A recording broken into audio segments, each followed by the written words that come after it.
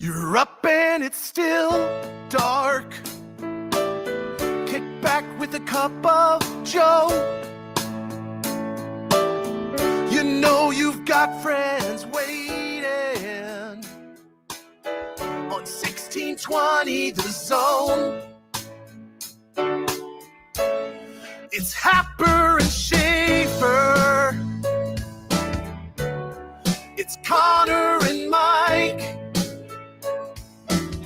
Listen on the radio stream or YouTube or podcasts. Anytime it feels right.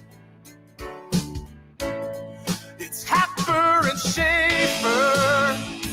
It's Happer and Schaefer. All right, good morning, welcome in, and happy Wednesday. It is Happer and Schaefer here on 1620 The Zone, 1620thezone.com, the Zone mobile app, and the 1620 The Zone radio network. Connor Happer, Mike Schaefer, Joey Colbert with you this morning. Hi, everyone. Hello. Good morning. What, Joey, what is this? Nebraska baseball meltdown? Yeah, this is a Nick Grimm level. Is this level clickbait, well, it was Joey? It was a little clickbaity. Yes. It was related to what happened near the end of the game. Someone got ejected. So I'm like, oh, someone had a meltdown. It wasn't the person in the picture, though. Yeah.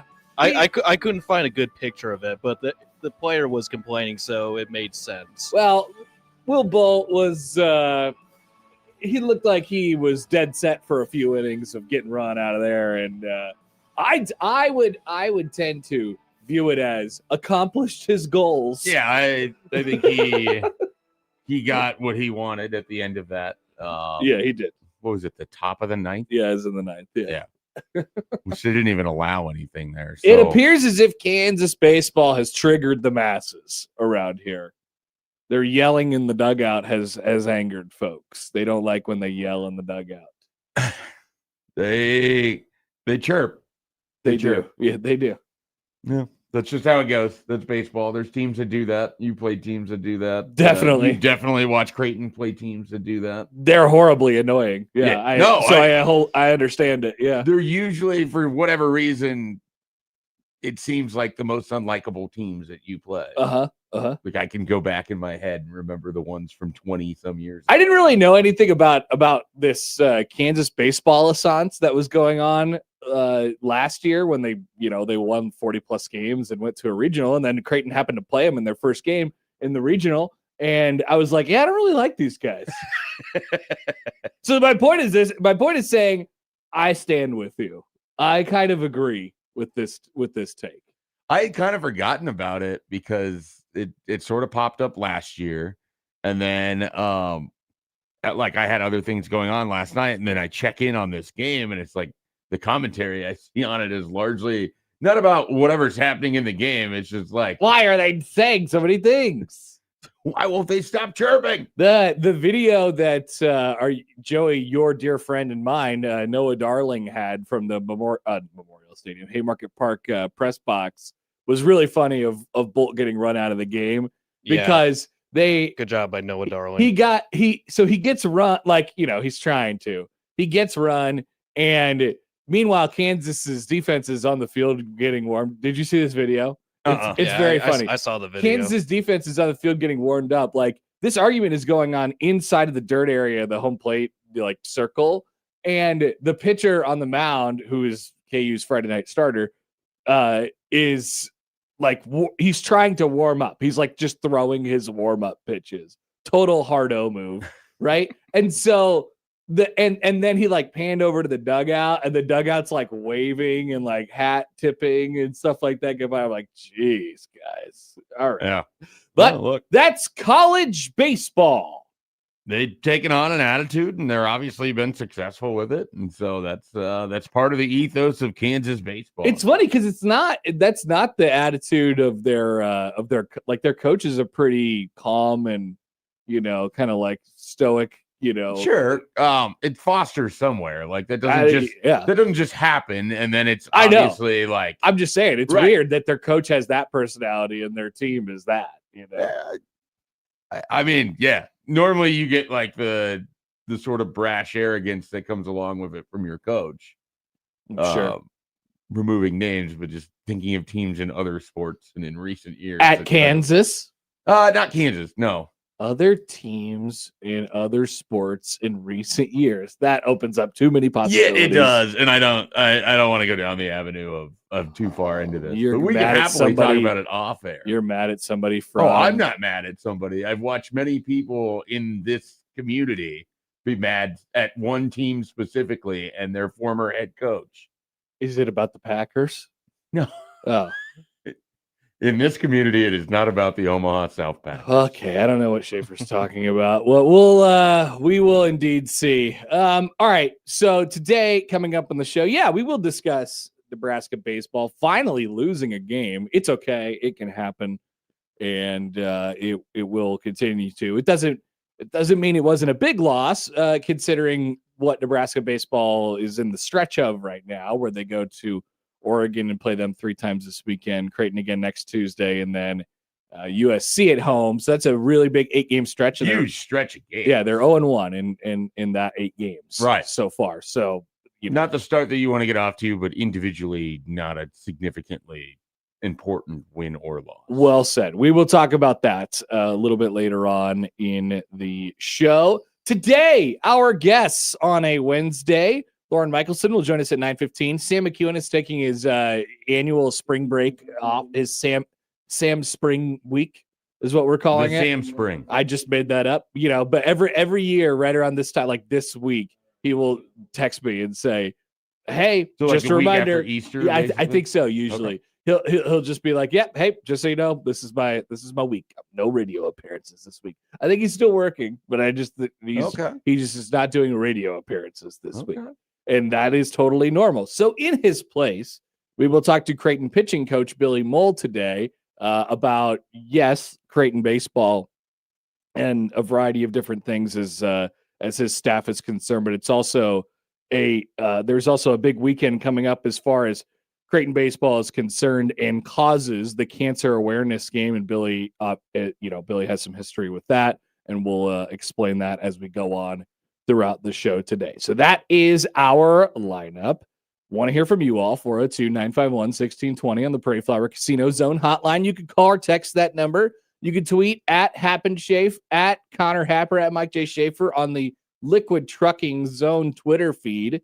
You can email Connor, Mike, Joey, 1620thezone.com on the Equitable Bank Zone inbox. And we say good morning to our YouTube streamers today, of which there are dozens, except for 13 right now. Good morning, everybody, and our 13 YouTube streamers, including Debo, who always says, yep. And then he says, #Jays. I like to think of it as he's just one of the guys from King of the Hill standing in the alley, cracking the beer. For some reason, it's 6 a.m. Yep. Just hitting it. Yep.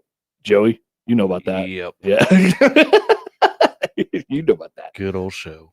All right. I never really watched King of the Hill. Oh, man. It's my favorite. It's a great any of show. these My animated only real shows. reference to it is you calling me adult Bobby Hill sometimes when I shave my beard. Yeah, when you shave your beard, it's. I've referenced some people And down now in there's an actual adult Bobby Hill. They aged the show. Yeah, they did. It's on Hulu. They did a first season. I think it was just 10 episodes, but I thought it was really good. Yeah, I enjoyed it.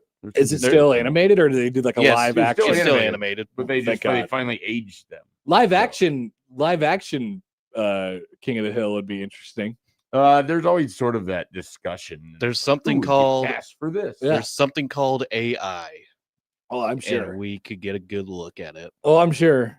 Yeah, you would have some pretty good ideas right away of who would play some people. Yeah, this was probably still, I don't know, 5 years ago when you had shaved, and I would have been like the adult Bobby Hill thing at that point. Mhm. I don't know that it fits now so Well, much. I haven't shaved in that amount of time. well, that's so, good. Yeah, America appreciates you for it. I appreciate that they appreciate me. I- Thank you for telling me to never It was do one this of your, again. One of your few flawed actions in life was this belief that you needed to start over like you're the soil, that you needed to till it, and Just there's like this. you like the fresh start over, right? That's something that you're very but consistent. more so than that, yes, I do. I do like fresh starts, but like I have to.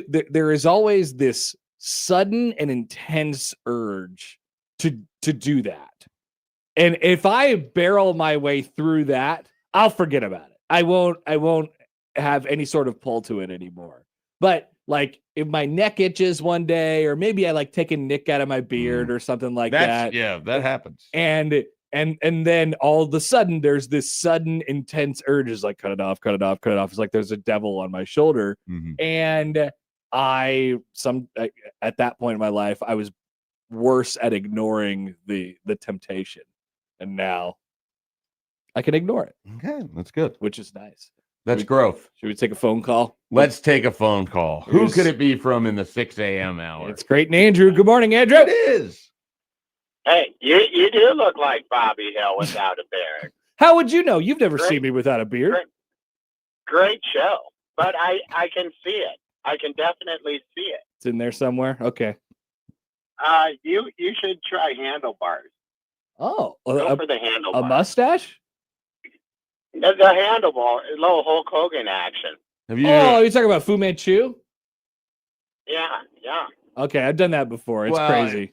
He's talking about like it dips down and then it connects back up. Oh, like the mutton chops? It's called a handlebar is the Orange actual County term chopper. for it, but it's like this. You just take this is like bare. Okay, Your chin that is bare. stupid. That would be. I'm not going to do that, Andrew. Okay, but anyways, I've got some questions about the portal. I figured you would. What is Creighton doing? Who are they active with? I mean, yesterday was the best day ever when Owen portaled. Yeah, I heard that a couple times. Yeah, best day ever. Seems maybe a little strong, but yeah. No, that was the best day ever. But anyways, do you have any information on any of it? Thank you, Andrew. Thank you for the call. I think they're in the sort of like initial stages. I don't know. I don't know who's going to emerge on the radar. The thing that I talked about a little bit, well, I guess I don't know if we ever did talk about this. Maybe I talked about it off air with somebody, but like these things just move so fast, and you have this giant pool of all these people, and it's immediately cut down. And how many relationships have you built, or does it fit kind of what you're looking for? I'm not sure what Creighton's exactly looking for right now. To answer Andrew's question more succinctly, I'm not exactly sure what Creighton's looking for right now, because I'm not sure what they're losing. And I think all of that stuff has to happen first. So the first cycle of people going in has to happen before you really, and obviously you're looking and trying to figure out, okay, what happens, or who are you going to bring in? And you got some decent ideas of people that you're going to go after, but you really can't do anything about your roster living in this flux stage until the people actually go in. And there's going to be more for Creighton. Yeah, I guess that would be my answer. It's always sort of difficult too, because there's maybe some guys that are weighing options where it's like you don't really want to go in unless you have a better feel for what your market is. Your market might have to develop because teams are looking at somebody else, and you could be option C, on their tier list or whatever. And so that's why it's kind of it seems like there should be this flurry of activity on the first day. And I know in football, it feels like there is, but it really sort of takes 4 or 5 days. And then you don't have any ability to visit right now for a couple days still. They're still in a dead period. Right. And so then that kind of slows things down a little bit. But a lot of it for both Nebraska and for Creighton is kind of okay, who's all going in, who's being retained, because that seems like it's as big of a part, if not bigger. Certainly for Nebraska, they want to make sure that they have the retention piece of it done. And then for the Creighton side of it, it's like, okay, what happens with Hudson Greer, with Jackson McAndrew, with these guys? And then you sort of work off of it. And then there's other ones in there too. It doesn't mean nothing's happening. It's just not everything is public in the portal world. Yeah, I've also, I don't know what a lot of stuff happens that doesn't get discussed on Twitter, which means it's a lot harder to be reported on. Right. And as someone whose job it was to previously cover a lot of the football portal, I mean, it's just a different, high school recruits and coaches are way more open to talking than portal players. So this is why this happens. Like you will see some of the biggest names go into the portal, and then every fan base in America will say, yeah, I think he's going to be our guy. I think this is going to be our starting point guard next year. I think this is going to be our starting center next year, whatever it might be. And that's just not like it's just not true. But you won't hear anything to the contrary for a couple days, so you can't like erase these people off your board. It doesn't work like that. Like you don't just start at the top and then go all the way down. Like you have to have some existing relationships or a connection to a connection or something like that. And then you get the guy on a Zoom call, and then you have him in for a visit this weekend, and then you figure it out. Or frankly, the agent and whoever's handling the money piece of it for the basketball program spend a lot of time haggling about whether you're even going to be, important to visit or to even continue this conversation. Good one. So it's an unusual process. It's a lot more like free agency in like the NFL, where when stuff gets announced, like that's kind of when you find out on things more than so-and-so is interested in this team. I just think we're going to see less of that going forward too. Oh, really? Because I don't. I want to read you something. This is I want to say like reputable. Oh, sure. It's not reputable. Because you can go on Instagram and get a million different Husker accounts that are telling you who they're interested in with absolutely no basis in reality. I saw people were triggered about this yesterday, so I will bring it up. So this is for Eastern Kentucky. This is with Creighton. Eastern Kentucky guard Juan Cranford Jr. Juan Cranford. He has received interest from the following programs. You're looking at my screen right now, and you can see how many words there are. Is it from his representation? He tells the Portal Report. This is the Portal Report. Cincinnati, Creighton, McNeese State, Bonaventure, Memphis, Ohio, Evansville, Miami, Ohio, Arkansas State, Towson, Wright State, Akron, JMU, Northern Kentucky, Youngstown State, Elon, Vermont, New Mexico State, RMU, Robert Morris, UAB, Temple, Chattanooga, Rice, Southern Illinois, and Milwaukee. And it triggered people because that's obviously not the list of, that's not like the group of teams you want to be involved in if you're Creighton, but like, it is what it's not how it always works in terms of who's good and who's not. Exactly. So Andrew, to answer your question, I don't know. Stay tuned. We'll see what happens in a couple days. Debo writes in, he says, just start diving into the Oswin tape, Happer. I saw. Does Vox have a destination? Speaking of Providence, guys, does Vox have a destination yet? Because I saw he went into the portal or declared intention a couple weeks ago. That guy is good.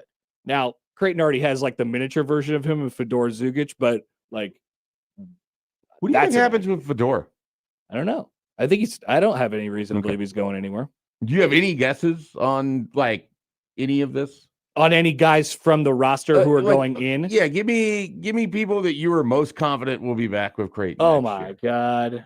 I feel like you've avoided this so far, so I kind of want to hold you to the all right, let's do it. So I have to remember who's on the roster first. Can be a problem. Right, it can be a problem. problem. You want me to just throw names at you? Is that easier? Sure, or I could go to their roster and start to... We'll start with Zugic. I think Fedor stays. Okay. Conan. Stay. Jason Green, you think stay? Stay. Trout. Stay. Greer. Stay. Jackson McAndrew. Stay. Do you think a lot of guys are going to be retained? Well, you haven't named a lot of people. Well, I mean, I think that you think that Blake Harper is likely to go. Yeah. Austin Schwartz. Yeah. And then Dixon, Graves are gone. Yeah. Freeman's gone. Ty Davis is gone. JTT's gone. I don't know what happens to a guy like Liam McChesney. Yeah, we get far enough down the roster. Or the Dmitrievich guy who redshirted this year. But I guess that would is Shane Thomas, I suppose. And they don't have like a recruiting class currently, so there's not like Catrell Harmon's coming in. Okay. One point guard, combo guard from they lost the other guy because he went to Iowa. Mm-hmm. Iowa. Now they're doing it to Creighton. Yeah, I know. It's everywhere. Do you think Andrew burned the jersey that he had ordered for that week specifically? Probably. Andrew had a very emotional week, a very roller coaster week. That's It's been for a sure. tough week for him. So the portal is happening, ladies and gentlemen. Elsewhere today on the show, we never got a chance to discuss my close personal friend Michael Malone, the coach of the North Carolina Tar Heels. Yesterday, we could discuss that. They're paying him a lot of money. North Carolina is paying its coaches a very handsome salary. We are getting into the time of the year where we're going to start hearing about some TV things. We got a great little appetizer, a great mozzarella stick yesterday of television news from the Big Ten. Apparently, NBC is so pissed at their Big Ten TV deal that they're selling back the Big Ten championship game that they were owed this year back to Fox at a cheaper rate for which they bought it. Oh boy. Just taking the loss. Yeah, they're like, we got to eat this one. Amazing. They were going to, what did they call it? Sublicense it. They were going to sublicense it. They were like, what would they get in return for selling back the TV rights to the game? $50 million. Not nothing. So a ham sandwich. Yeah, they didn't buy it for that little though.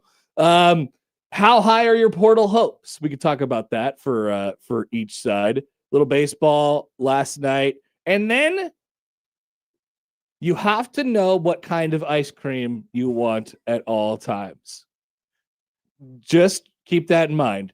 If at any point I wonder if my answer would, when we get into this, I'm curious how my answer would go. I can't wait to talk about this. All right. So that is the setup for the show today. We appreciate you all being with us. We are back after this on a Wednesday on Happer and Schaefer at 1620 The Zone.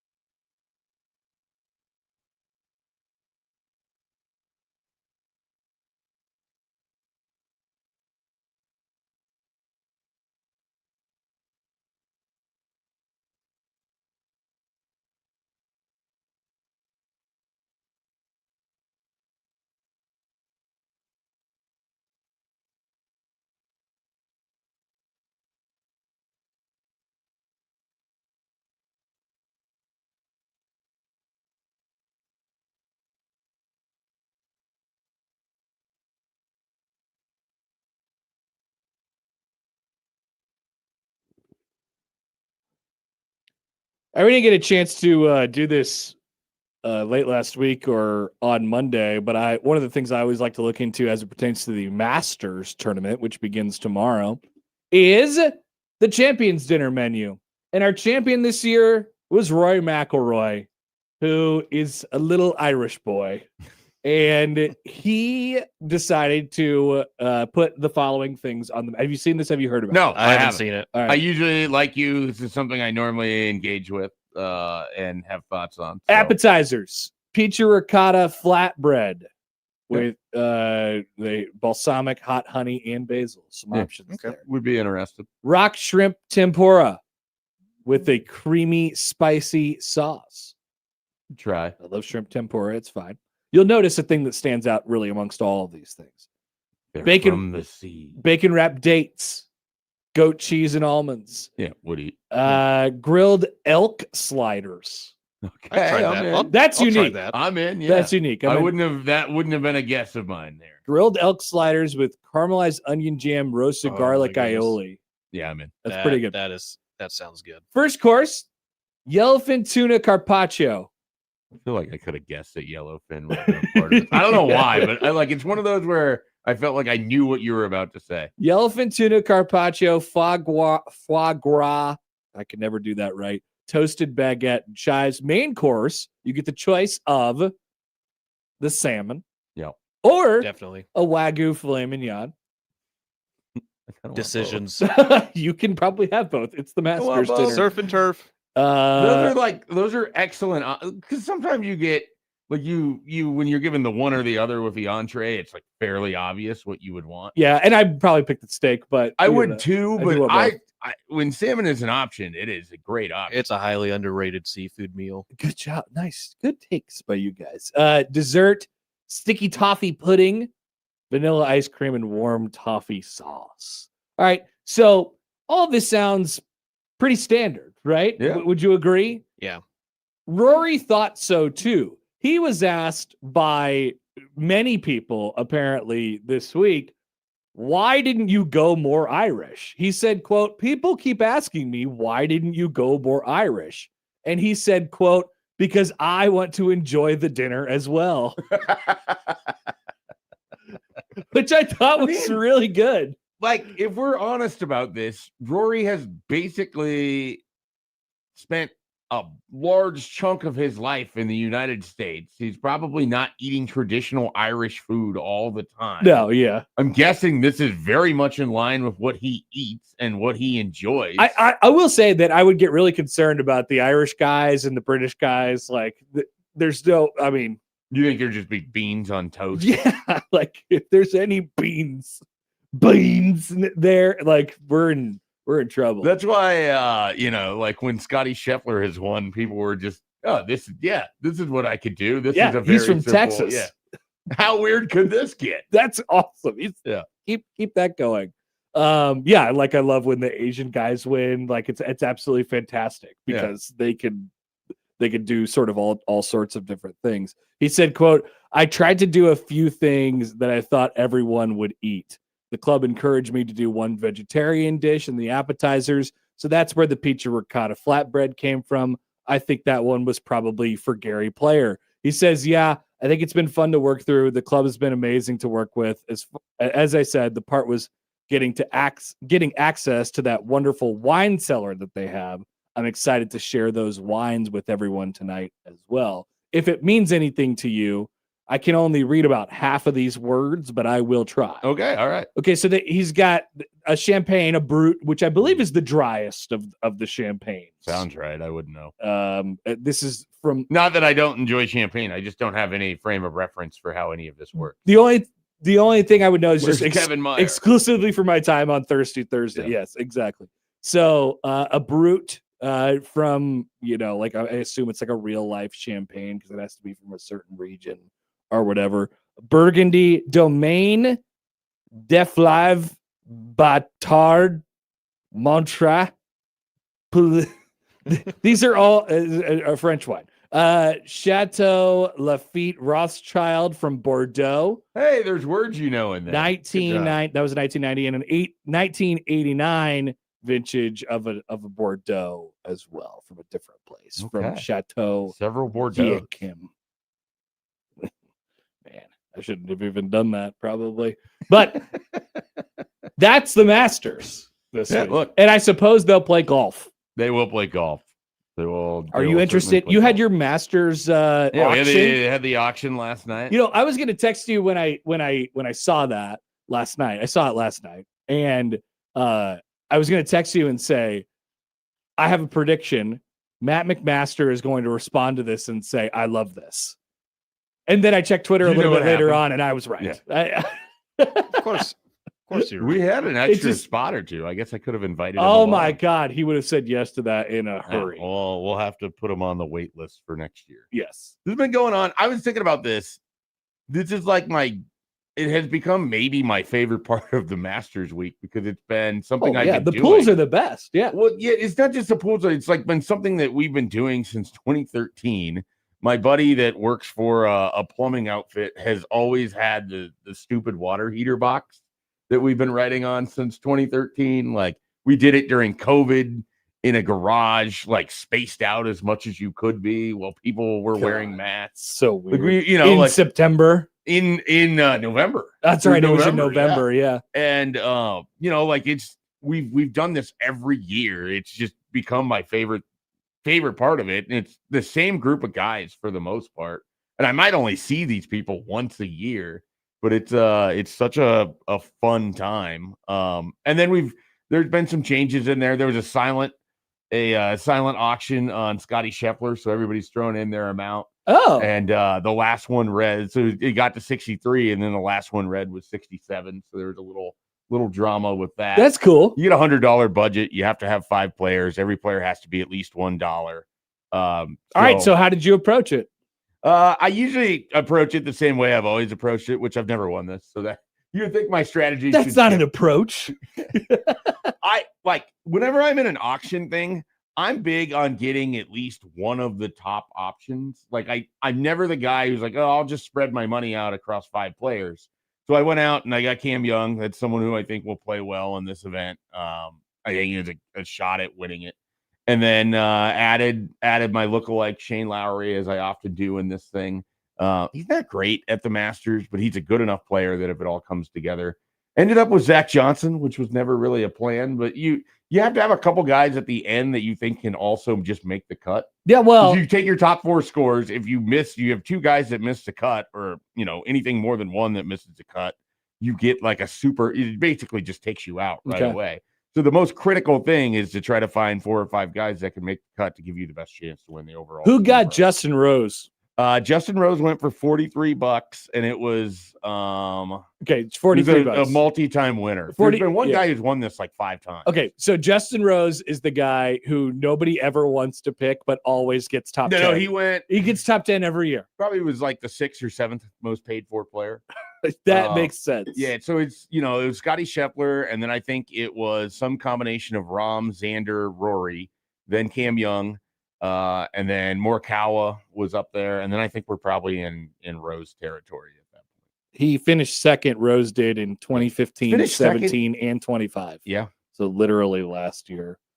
20 starts, 17 cuts made. He was the one that was threatening the single greatest gambling ticket I've ever held, which is the random 33-1 Sergio Garcia winner that I had. Oh, that's right. In 2017. That's right.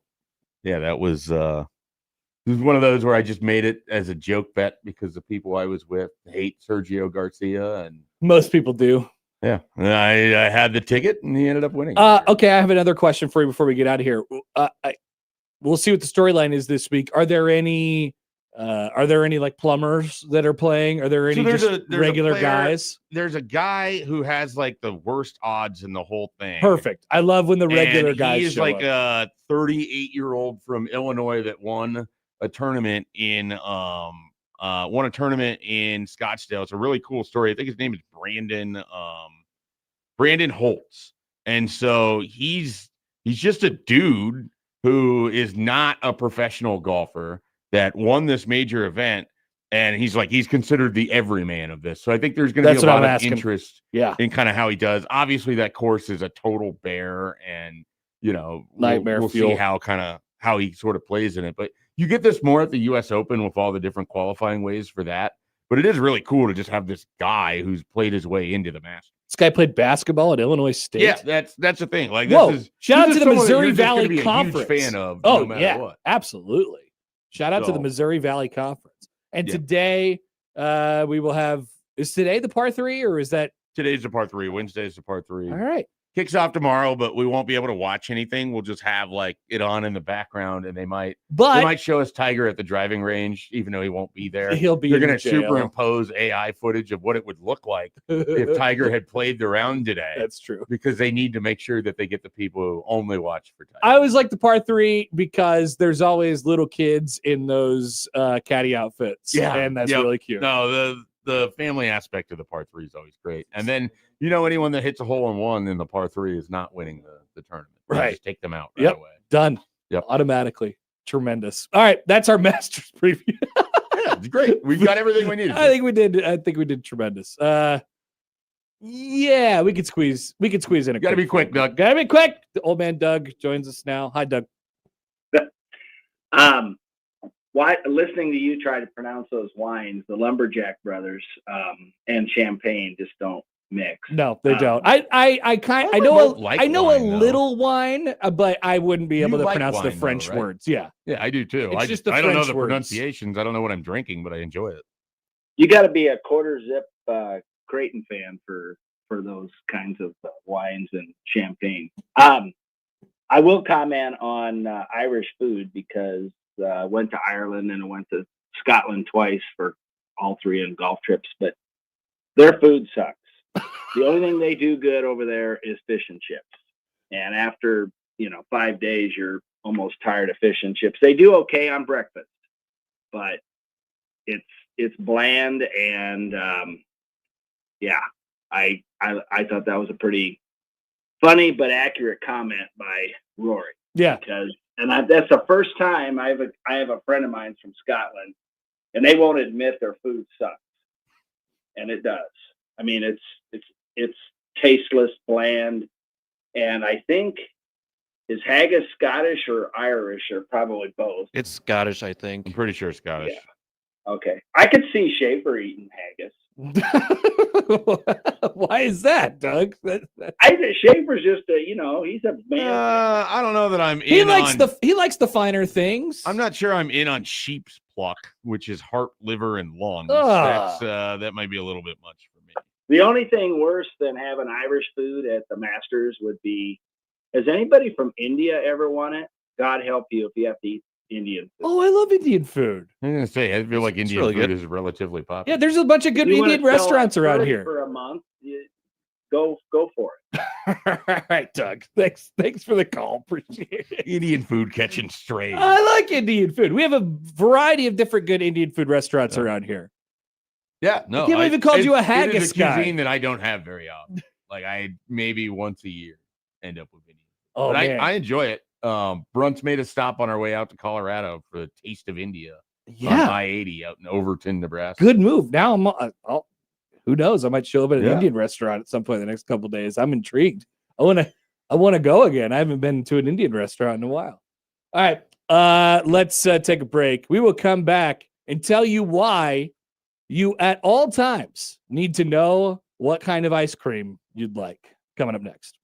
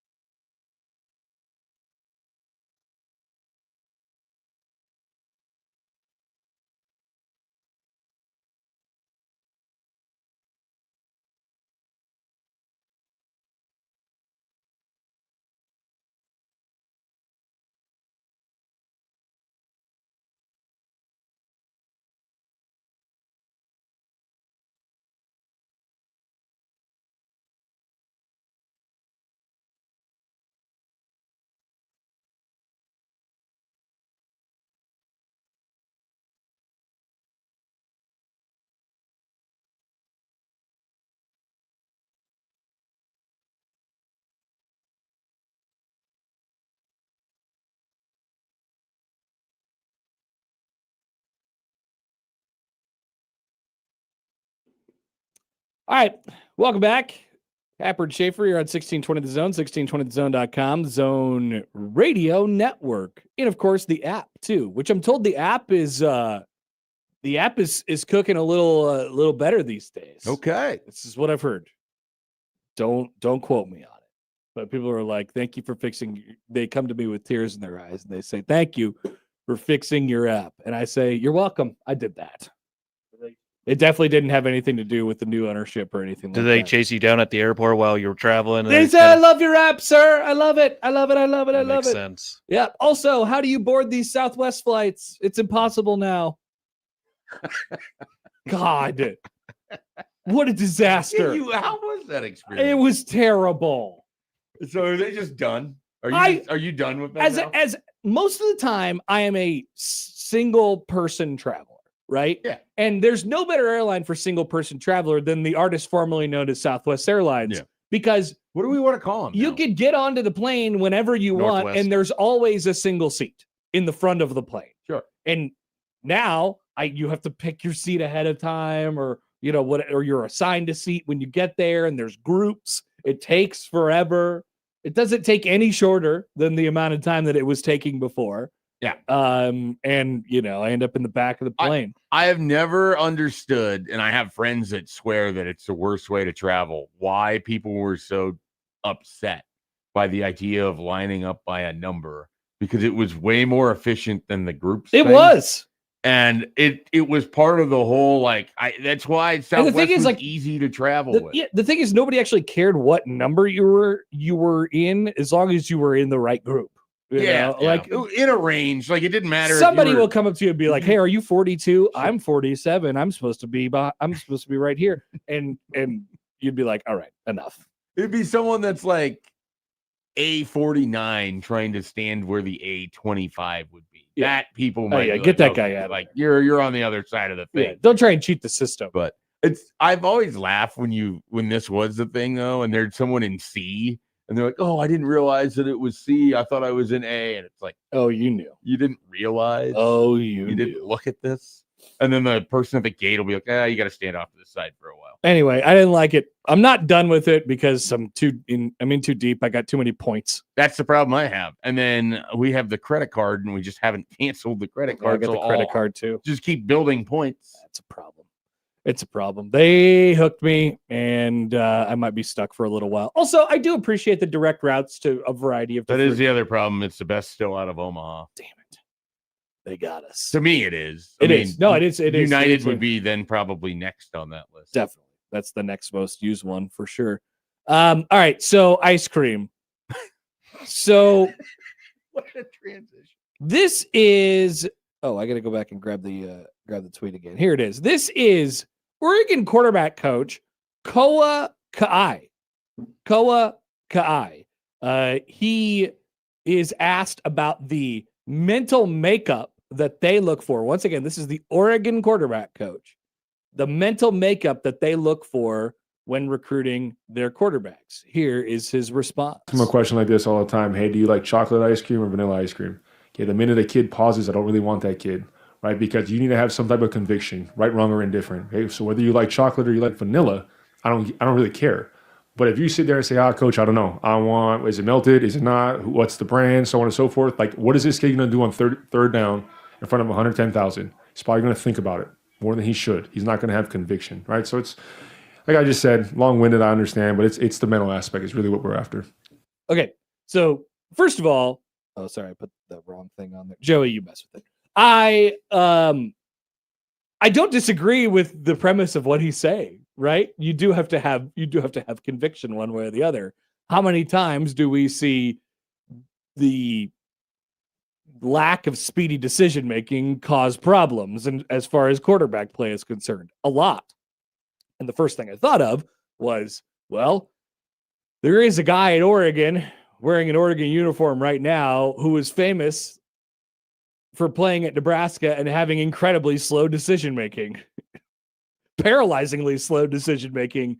So I wondered what Dylan Raiola's answer to that question about the ice cream would be. And I sort of played through a bunch of different scenarios in my head. But I just thought that was a really simple, a fun and simplistic way to put it. Ice cream. Yeah, what I want to know is like the context of how this happens. Like you're just having a normal conversation, and then all of a sudden it's just like, "Hey, do you like vanilla or chocolate ice cream?" Hey man, we got this And ice then he's cream got maker. like What do this you like? buzzer under his desk, and if you don't answer in time, he hits it, and you just fall through the floor. A door dumps out like he's number 2. Yeah.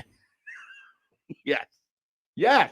That's a good idea. I mean, that's my guess here. That would be my guess. It's just an immediate nope, you're out. Would you be able to answer this question quickly and succinctly? It would depend on yes. I think I would I would definitely immediately My say answer vanilla. would be like, well, I don't really care for ice cream. If it's a blizzard, I guess I'd be in. Oh yeah. So then I don't know how he's going to respond to that because that's sort of a long-winded not yes or no to it. Hey, Mike, you're on a recruiting visit. Hey, Mike, do you want some ice cream? No. Do you have other options? No. You have to have ice cream. Pass. All right. Well, then we're recruiting you. Congratulations.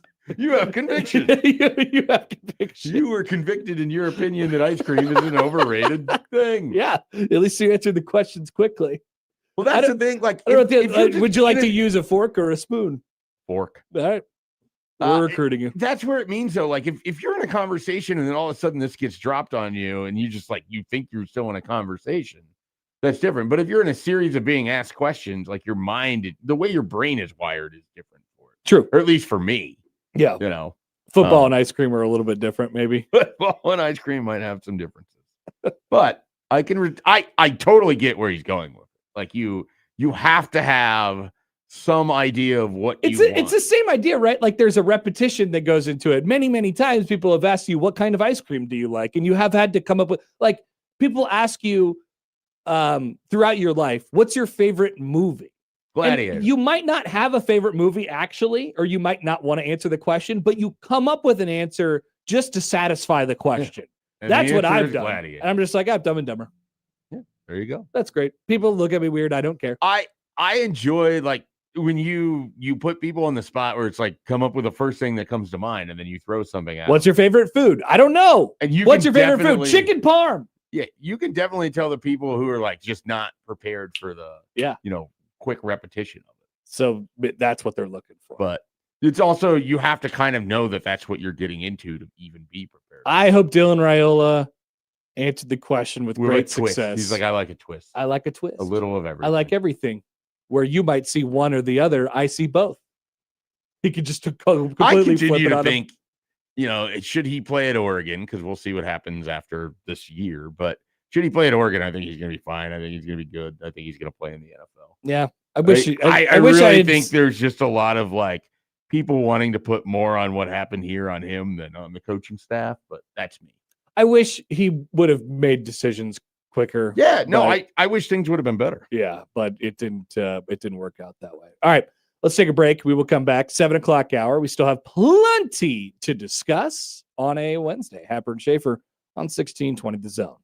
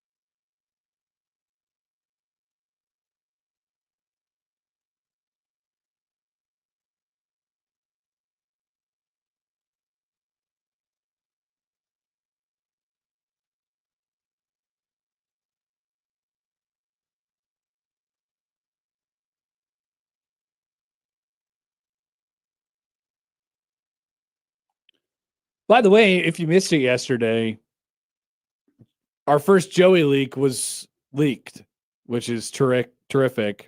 It was. It was the. Do you mind if we share the Joey leak? Yeah, now? go ahead. Go All ahead. right, so It's already out there. Joey, of course, every year has an NFL schedule prediction, an all-encompassing, complete NFL schedule. But over the next several weeks, before the actual prediction, the mock schedule, which will be released on May 1st, you will see a variety of different standalone games that will get leaked, quote unquote, by quote unquote sources over that period of time.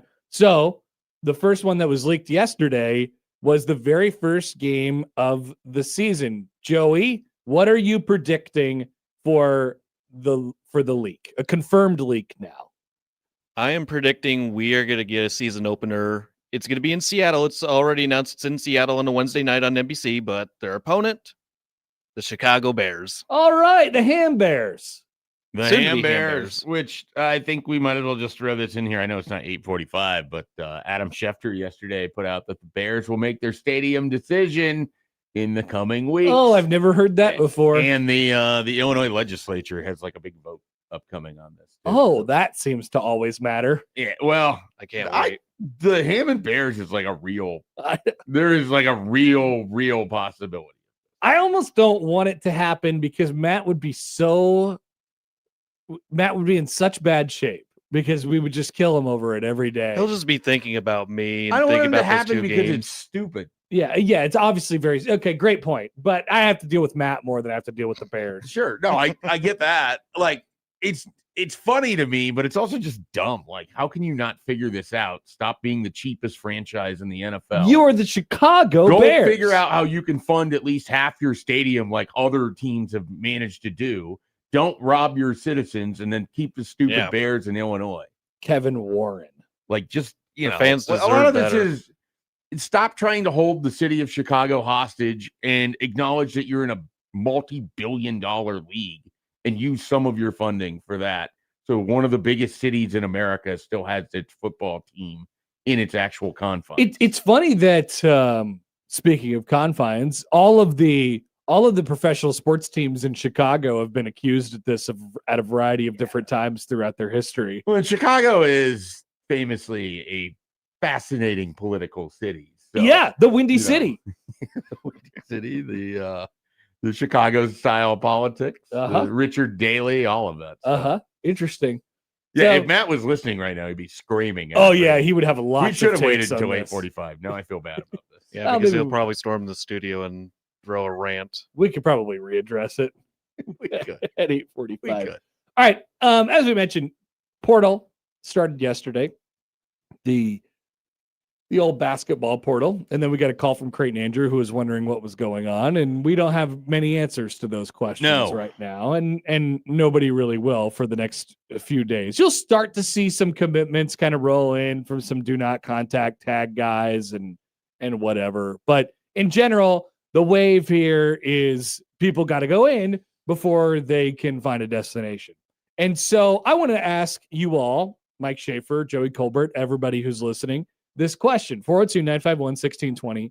Like, how high are your hopes? Whether you are a Nebraska ball guy, a Creighton guy, an Oma Mavsker, an Oma Mav Jsker, whatever it might be, how high are your hopes? Because I tend to think that the season that you're coming off, no matter who you are, is going to dictate how you feel like it, where you feel like it's headed after this. I've seen a lot of, dare I say, overzealous hope, I think, for Nebraska basketball in the portal this year. Not that I don't think that their reach is high, but I think people have convinced themselves that they're going to get all the best players or something like that. Now that Fred Hoiberg, quote unquote, has it rolling. So how high are your hopes? What are you expecting? What do you need? What do you want? All those things. Let us know. 402-951-1620.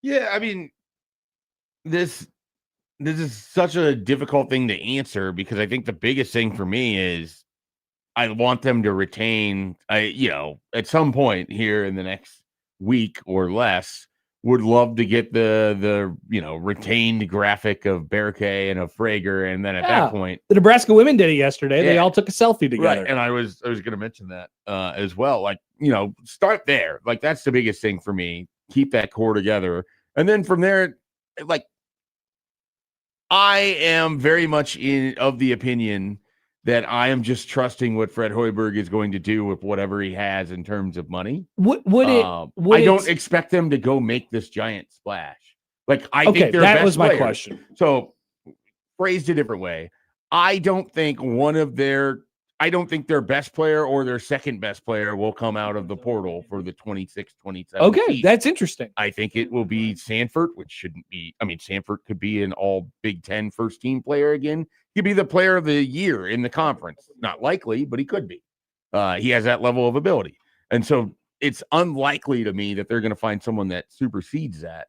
What I'm sort of trying to determine is if Nebraska will go for a blend of get someone that can help immediately at the highest level that you possibly can, and then in the front court, and then try to find another multi-year piece that you can sort of develop, because both Berkay and seemingly this center that you're going to bring in would be gone next year. But if you have another power forward and Leo Curtis coming in, you'd have a picture ready to go at that. Like, you want to both build for the immediate future, but then also have something ready to just kind of sustainability of it. Those are the things I'm interested in. And then, this, it's really hard to be like, well, they got to go get a point guard when everybody wants a point guard. Well, everybody wants a point guard, but Fred Hoiberg's history is also like the 1-2 point. And so the 2 point guards they've largely had that are literal point guards. Cam Mack and Delano Banton. No, Cam Mack and Raleigh Wooster. Because Delano Banton was more point forward. Like, he was so weird. One of the weirdest players ever. Right. And then he ends up in the NBA. I think he's still in the NBA. He was just off the 10-day contract from the Celtics. Kind of bouncing around a little bit. But so it's like, in an ideal world, you go get this point guard, but you can't go get a ball dominant ISO point guard. You got to get a guy who's a facilitator that you want to be able to shoot threes. And you know what everybody else kind of wants? The same thing. A facilitator who can shoot threes. Like, basketball has largely moved off of isolation ball. It's not the same quality of basketball that it was. Not every team, but right. It just kind of depends on how you want to set it up. But I know like Nebraska does. A lot of the teams that you watch reach the Final Four or play deeper into March here. I agree. We're more facilitating style offense and a lot less clear it out and go. I agree. You still have that, like, that's still in there. And you want to have that in your bag because of situations like that. End of game situations and everything else. That's why you want the best players possible. And so, I think, you have to get fits. I mean, you mentioned what Hoiberg has sort of done before in his past. Another thing that Nebraska is going to be looking for, and that it's pretty obvious, is they're going to be looking for a Rink Mast replacement, right? Mm-hmm. A 5, basically. Where do they go with that? What's the style of player that you want? Are you going to try and shoot for the moon? Like, the way I see it, Schaefer, for Nebraska, I think you really go for it on either one of those, on one of those spots, either a point guard or a center. And for me, it's point guard.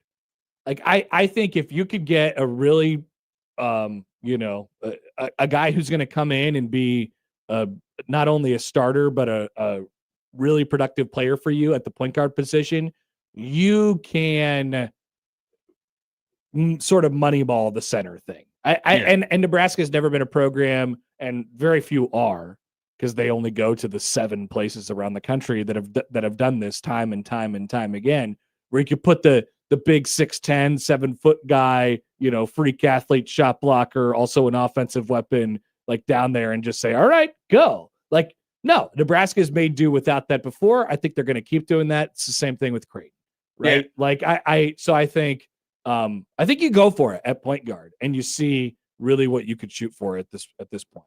Yeah, the center that has the popular run yesterday for Nebraska fans was Drew Fielder out of Boise State. Okay. And he would be a senior, 6'11", 225 pounds, 14.7 points, 5.7 rebounds, 1.3 assists, a relatively high field goal percentage, and shot 40% from 3 last year. So you still get your floor spacing.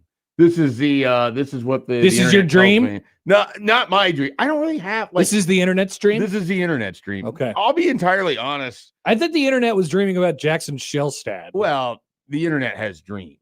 The internet dreams But big. the problem with this is there's a finite amount of resources that are available for these streams. Yeah. I don't know that Jackson fits I don't think so either. what you're looking for there. So, you know, I like, thought we had all the best NIL and blah, blah, blah, blah, blah. Yeah. Shut up. Stop. I You're making feel like yourself look dumb. I don't want to, and maybe it's just my personality with this. I don't want to just like go into it and like, oh, they got to get player X, because I just don't think it works like That is a very healthy way last to year approach it was very obvious that Price Sanford was someone Nebraska was going to be interested in because of Hoiberg's prior connection. Yeah, And there's a then they connection, ended there's up a getting fit. Jamarcus Lawrence, which was an awesome bounce back for him. The rest of it, I wasn't sitting there like piecing. Like I'd never heard of Oogie before. Turns out I didn't really need to. Maybe you will next year. Maybe, but I also don't know that Nebraska can reliably go into next season with a guy who played one game for you and depend on it. It's the Owen Freeman situation. You might like him. He might be a nice fit around you, but you probably can't offer him any money based on not getting any playing time the year before. There's no certainty with that. It's too big of a position for you to just like, all right, well, we've got this guy. His back is magically going to be just completely good to go. So, you know, like I just never thought of Jared Garcia before it was announced that Jared Garcia was at Nebraska. You know, so Where like, did Jared Garcia come Tulsa. from? Tulsa? Tulsa. Yeah. So like a lot of this is, and this is just how I approach it.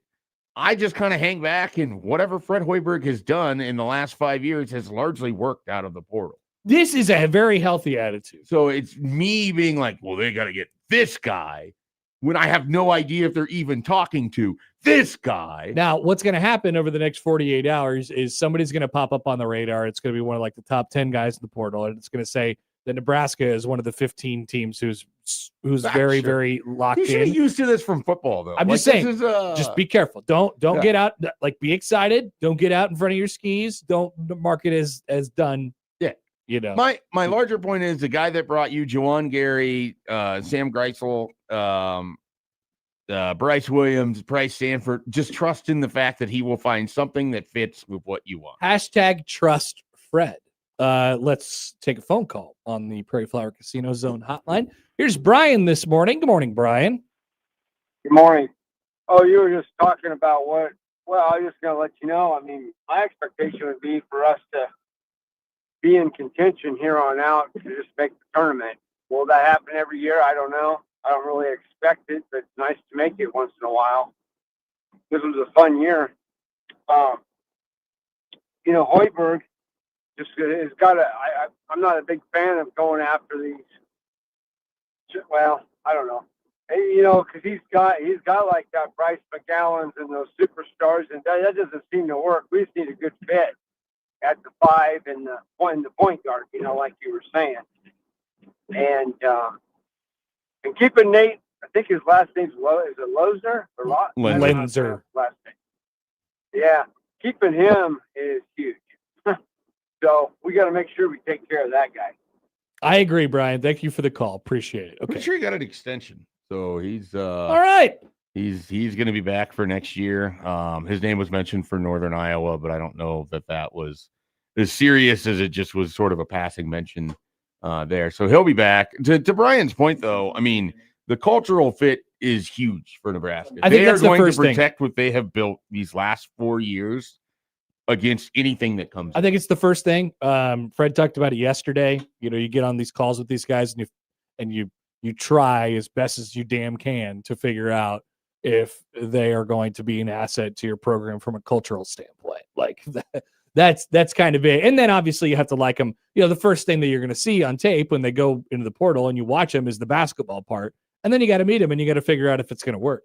And, you know, we had a long segment about this several weeks ago. Maybe it was the day that you were gone. Probably. I think it You and was. Severe. I think I was by myself. I think I went on a long thing about culture and how The I Friday of the NCAA tournament. thought it must have been. Yeah. Okay. Yeah, it must have been. And it was about, you know, I used Berke as an example, a guy who comes in a couple of years ago and, nobody really, he's getting paid the most money, and we're not sure if he's a cultural fit. He's kind of, a little lackadaisical on the court, whatever. Look at him now. Yeah, He's like a backbone, like centerpiece to what they're doing. He's like an energy guy, middle of the huddle, like all that, like vocal he's the leader. glue of that team. Yeah, absolute vocal leader. Like that's how you develop culture. That's what their culture has become over a period of time. And so as long as you have those stakeholders in your program, which they do coming up this year, like you're going to be okay. But that's why retaining him is really important. You don't sacrifice. You listen to coaches all the time, and they'll tell you over and over again, yeah, we can make some sacrifices from a skill perspective and this and this and this, but not from culture, not from attitude and culture. Yeah. You can't do it. You don't want to, invite the wolf into the hen house or the fox into the hen house, whichever one it is. Yep. So you try to protect that locker room as best you can, because it doesn't take much for things to get out of whack. And Nebraska, previously, that was not. Like, we talk about toughness, we talk about the defense. The biggest thing Fred flipped was the culture. Absolutely. I mean, without throwing too many people under the bus, but you think about the first few years of those guys and sort of what was going on behind the scenes there, it was a mess. Like, they had to get the It culture was a piece mess. right. And so a guy like Derek Walker was really big for establishing the culture, and then it being a top down with guys that come in that then bring that standard. And you get lucky with a rink mask, and he just has that when he shows up. Walker and Greasel are the two who are Yeah, credited the huge. most. And Fred talks about him all the time. He does. And Bandamel probably as well. Oh, he loves that guy. Let's take another phone call. Here's Don on the Prairie Flower Casino Zone hotline. Hi, Don. Hey, good morning. What's up? I will admit I'm a big Jasker. Okay. So, but my opinion, and I'm happy for Nebraska basketball. Great season, good job, and I love Hoiberg. Great fit.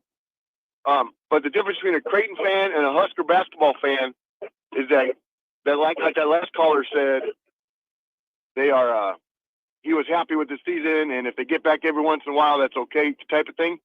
See, like Creighton fan is pissed, and they expect to be in the Sweet 16 every year, whereas the Husker fan was just happy with this one. And that's the mentality they got to get over to get to that next hump, in my opinion. Yeah, thanks for the call, Have a Don. good day, boys. Yeah, appreciate it. Thanks for the call.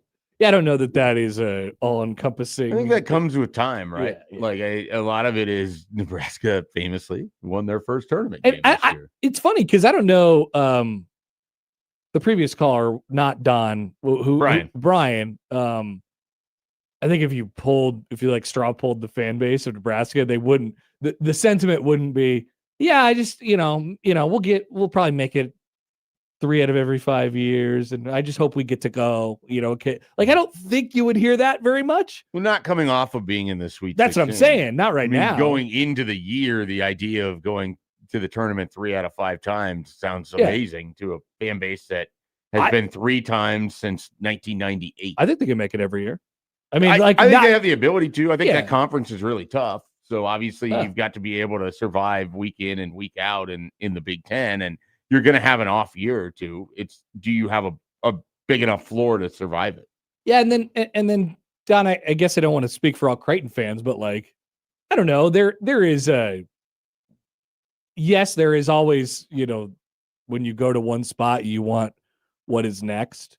Now this comes at an interesting time because of the coaching change and all those other things. But I don't know that people are sitting here like, yeah, they have to go back to the Sweet 16 next year. It's not like in the immediate. There's certainly higher expectations now than there were 15 years ago. But that's, like you said, Schaefer, that's happened over time. Yeah. And Creighton has completely changed the face of their program over this time of being in the Big East now. And so it's a different thing now, and there's no doubt about it. But it's not like people are sitting there like, oh, well, if they don't go back to the Sweet 16 next year, if they don't go back to the NCAA tournament next year, then we're going to have problems, right away. I think there's still an element of like, all right, well, let's see how this works. And it should be. I mean, we could talk about Creighton for a couple minutes here as far as the portal is concerned. They're in a different spot. I can't wait to see how aggressive they are on some of these guys, how aggressive they are as far as the money is concerned, what type of players they're going after. There's just so much in the air. And then obviously how much the roster turns over from what it was this past year when it just at times the roster didn't really make any sense. And then you look at Huss's teams and you're like, boy, I just don't know if that looks like that at all, And so I think there's a lot to that conversation. And we'll see where it lands for really both sides, because I think they're both going to be programs who have to do more with less to a certain extent. Well, I think that's always the case. Yeah. That's why, again, you have to trust that Hoiberg's evaluation eye is going to be able to find some of these guys that are a little bit, or perceived to be a little bit less than, or second, third tier, that are actually in the right system, can be flourish and a really good player. Like that's how this works. Like if it's all just, Nebraska has to spend the same amount of money for the same caliber of player as even an Ohio State or Michigan State or whatever. Please don't do this. It's not going to work. Like that's just not, that's how you end up with an unbalanced roster that you're unhappy with halfway through the season. So, the Creighton thing is fascinating to me because of the coaching change, and it's, can Huss figure out a way to build what he ultimately wants with some of the pieces that would hold over, while also incorporating the new piece, like that blend? That's really tough to do, and I think it's harder to do at a place like Creighton than it would be at High Point, where at High Point you can sort of just go and they were starting over. Yeah. Start over. Yeah. I don't know that you want to do that where you have 8 to 9 new guys next year. The good news is, and I guess I don't, know how people have perceived this over the last couple of weeks as Huss is, quote unquote, taken over now. Like, they're not that different. The cultures aren't that different. They're not going to be operated as that different of a program. Like Huss said it at his press conference, and he probably said it to us when we talked to him the day after. Like, he tried to take what was being done here to there, and did, and stamped it, and then came back. Now obviously it's going to be a little bit different, and there's stuff that there's principles that he wants to accomplish, and some of his principles are a little bit different. But it's not like it's this huge, like, hey, we gotta wipe the slate and start over. There was always going to be a blend, because I think that's how he likes it. I think that's how he wants to do it. Yeah. And so we'll see what the roster looks like. At the same time, it's a stopping point for the people who are actually on the roster to say, let's start something new, whether it be here or whether it be somewhere exactly else. Either I look in the mirror and I fit with what is going to happen here, or what, best of luck to him, I'm going to go find something else that might fit me better. And a few of the guys have already done that, and I think a few more will. I think so too. Want to hear from you guys once again. 402-951-1620 on the Prairie Flower Casino Zone hotline. Once again, feel free to tweet at us at Schaefer on the Liquid Trucking Zone Twitter feed. Thanks to Liquid Trucking to jumping in on the action. I want to remind you before we take a break here that, let's see here. Zach Bryan is coming to Memorial Stadium with special guests Kings of Leon and J.R. Carroll. April 25th. That's coming up in just a couple weeks. Middays with Matt has your chance to win tickets coming up this week, or you could double your odds and go online to 1620thezone.com right now and enter the Red Zone giveaway for your chance to score a pair of tickets. Once again, that's Zach Bryan coming to Memorial Stadium in a couple weeks, and we'll have tickets for you coming up on 1620 The Zone.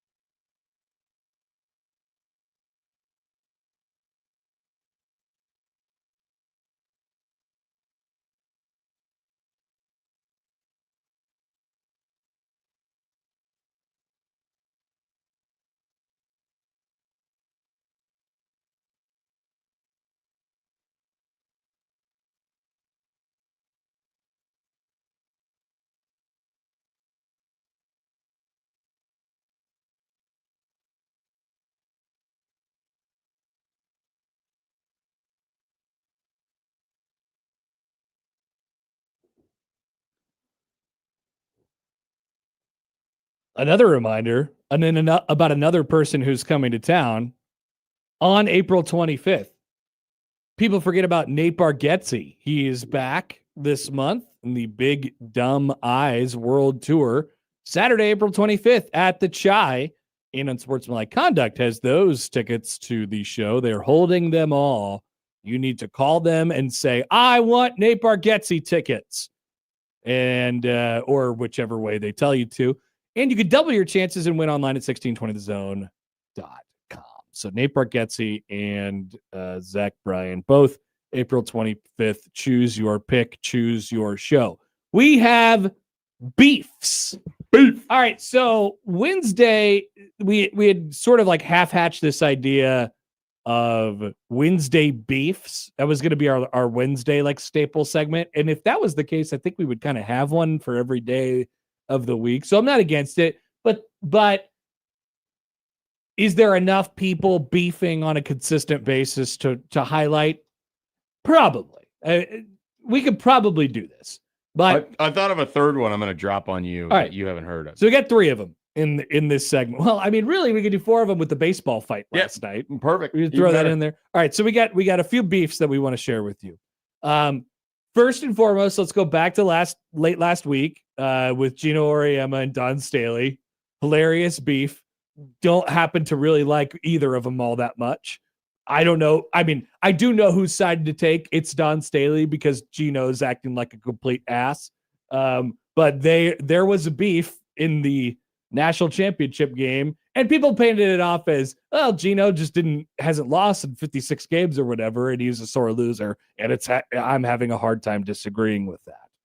Yeah, that guy he sucks. He does not need to remotely act the way that he does. He does not. Like, for being an elder statesman of the game and a guy that's in the catbird seat of the sport, just don't be a jerk. It's pretty spends more time complaining than he does anything else. Apparently they've made up though, because Don Staley is telling people that it's time to move on. I think we're really good friends. He reached out there was a statement to her and apologized and everything else. So there was something between those two there that happened.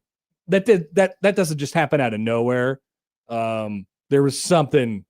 I imagine they recruit the same types of players and the same, I imagine there's some conversation about each of them on the recruiting trail. This is including this in your apology is such a lame thing. By the way, did you? Okay, so this is a statement.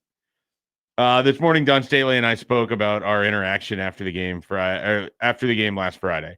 I apologize to Don, her staff, and her team. This is the sentence. I've lost more games in the Final Four than any coach in history. Dear God. Thanks for including that. Yeah. But Friday, I lost something more important. I lost myself. Those who I lost my dignity. Yeah. I lost my shirt. Those who know me know I have pants. nothing but respect and admiration for the game and the coaches who coach it. Don and her team deserve to win, and they deserve better from me. All right, so grade that beef scale of 1 to 10. Well, now it's like a 2 because he brought it down. At the time, though, it was pretty good. At the time, we were cooking. High level beef. I'd say it was a good 8. I was going to say 8.5. Yeah. Yeah. All right. That was an 8.5 beef. All right. Beef number 2. This one comes from Twitter. John Giavoni, who is the Draft Express guy, ESPN, NBA draft guy, takes a look at college basketball products and puts them in order and mocks and things like that. One of the preeminent NBA draft guys that there is. He responded to a tweet from @TransferPortal yesterday, the very famous On3 Twitter account, which mostly just has Joe Tipton tweets or reports, quote unquote, on it, about hilariously James Nagy, who is the Baylor guy who went pro and came back, about him entering the portal. All right. So John Giavoni responded to that and said, Joe Tipton has built a career copy pasting other people's reporting and letting On3 publish it under his name. Here is the latest example. And then it's the James Nagy tweet. I don't believe he followed up. I don't believe he gave any real context to it. He just said, Joe Tipton sucks ass. I'm out of here. Yeah, Joe Tipton in the reporter world is probably not beloved.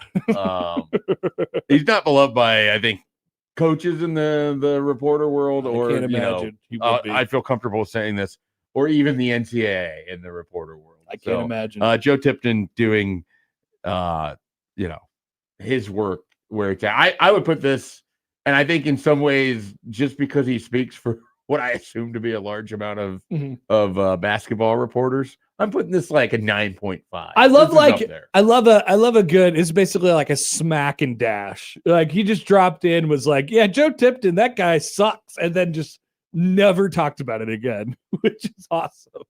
Hey, that punch came in from the back, and now he's gone. Yeah. Like it's not. I don't know. I haven't followed the John Giovoni, you know, if he's been yelling at Joe Tipton for a while now, but him just dropping in and being like, yeah, this guy is a fraud. It's pretty hilarious. I'm gonna give it an 8. It's a little less than Gino and Don for me. Yeah, see, and I think this is more just because I think there's so many people who feel this way, and you know, his reporting has proven to be erroneous or sort of Questionable in the way he came about the is a good way to do information. it. Yes. Yeah, because a lot of teams and a lot of people have been like, that's not accurate. That's, you know, so whatever you're going to do. And this is a guy who started out making graphics, and now he's the lead portal. He wasn't the one we had on our show, right? I don't think so. We had a graphics guy. No. We had Hayes Fawcett. What's up with that guy? Does somebody hate him? No, Hayes Fawcett's really well liked. Okay. Hayes Fawcett is an original who was a high school kid who started this whole entire edit craze with just doing it. Oh, fun, I just figured Joe Tipton was a high school kid too. Is he not? No, I think he's like 25 or 30. I don't know, somewhere in there. I gotta see a picture of this guy. Yeah, so like Hayes Fawcett was like a 16-year-old who just started doing this for free, and then all the recruits wanted it, and then he got hired by On3, and so then, you know, he is someone who knows a ton about everything that's going on in the world of college football recruiting. Okay. I have nothing but good things to say about Hayes. Okay. I apologize for putting his name on there. No. It's good to clarify the difference. Give me some more beefs. Here's another beef for you. Have you heard about the Holly Rowe Danny White beef or the Holly Rowe Tennessee basketball beef? No. So Holly Rowe, ESPN reporter Holly Rowe, tweeted out. She deleted the tweet. I'm seeing if I can find okay, here we go. What Danny White is allowing to happen to Lady Vol _hoops is making me so sad. Gut-wrenching to watch him let one of the greatest programs in women's sports history disintegrate. I can't disintegrate. Wow. You know. Yeah, I made that way harder than I don't feel so good, Mr. Stark. You know, disintegrate. I am devastated. So she goes on to delete this because she works for ESPN, and you can't really tweet these things about the SEC when you work for ESPN. Sure. But this stems from the fact that Tennessee, they don't have anybody on their team anymore. They have one player left on their roster for the upcoming season because the whole team has quit on the coach. Holly Rowe choosing to blame it on Danny White, but then her employer makes her delete the tweet anyways. Interesting. So that's a bad beef. It's a weird beef. There's a whole lot going on here. I don't understand what's happening to part of this. Yeah, matters. how could they hate her so much? Part of this matters because growing up, Tennessee women's basketball was, oh my God, the UConn of its time. It was the elite program. Pat Summitt was this massive figure in the sport, all of it, and then you get to this point where they were basically the Auburn of women's basketball, but they got put in the tournament and then lost by 20 or 30 in the first round of the tournament. Tough. I'm gonna go with this isn't the biggest beef, but I'm gonna say I would do a 4. I was gonna say 4. Yeah. It's not bad. All right. You got one more? Well, we have one more. We have the baseball fight from last night. Brawl. So a little context here. Jorge Soler, who former Kansas City Royal, very notably, former Chicago Cub, and I mean, I guess he's a former a lot of things at this point, but most notably for this particular instance, a former Atlanta Brave who hit a big World Series home run when the Braves won the World Series in 2021? Yeah, 21. 2021, but hit a big home run in Houston and helped the Braves win the World Series that year. Now, fast forward 5 years later, he's a member of the Los Angeles Angels of Anaheim, or the Los Angeles Angels. I don't even know what they're calling them anymore. It's just the Los Angeles Angels. And I'm sorry, now I'm blanking on the name of the pitcher. Reynaldo Lopez buzzed the tower a couple times. Hit him earlier and then went up and in on him again. And they were screaming at each other prior in this game. And so Jorge Soler, was sick of it. He had enough. And he ran out to the mound, and there were some punches going on. Potential favorite part was that Reynaldo Lopez kept the baseball in his hand. So he was trying to punch with a baseball in his hand, which I thought was funny. You had Ronald Acuna trotting in from right field, flipping his hat around backwards, and then fake getting into the fight, which was great. But most notably, you had Walt Weiss, former 62-year-old Walt Weiss, who's the infielder, manager of the Braves now, tackle Jorge Soler. He was a good tackle. Yeah. Football coaches around the country would show that film for how you tackle. You keep your head up, you stick and you hit and you drive and you bring them down. Good one. And Walt Weiss wrap up. Tremendous tackle. Jorge Soler is a big man. It was a pretty good baseball fight. Yeah. This is a good brawl, and this is a good I don't know what the status of the beef in particular is between Reynaldo Lopez and Jorge Soler, but this was a good baseball fight. Yeah. I don't think we've seen anything like this in a while. Give me an 8 again. I mean, that was a good beef between those two. Yeah, I'd say an 8's fair. The disappointment here is that these teams aren't going to play again this year. With all the respect to the Braves and to the Angels. Are you sure? I don't Interleague see happens all the time. Yeah, but they're playing their one series right now, and both of these players will not be allowed to play today. As we move forward with this, unless they appeal, of course. Well, that's true, which I'm sure they will. True. If you're Soler, you just get it over with. You're not going to win your appeal. Yeah, but that's why I always say for everybody, and then they always appeal. Yeah, I don't know. And then they play, and then they get the guy up from AAA, and then take the damn suspension. Be done with it. Come back on Friday. It'd probably be a 2-game suspension. Maybe I love when pitchers run out of the bullpen, and the fight has been going on for at least 30 seconds before the pitchers even get there. It's one of my favorite things. Was there ever a fight? No, there could have been, but no. Yeah, I would think that it would happen in the JUCO level. Yes.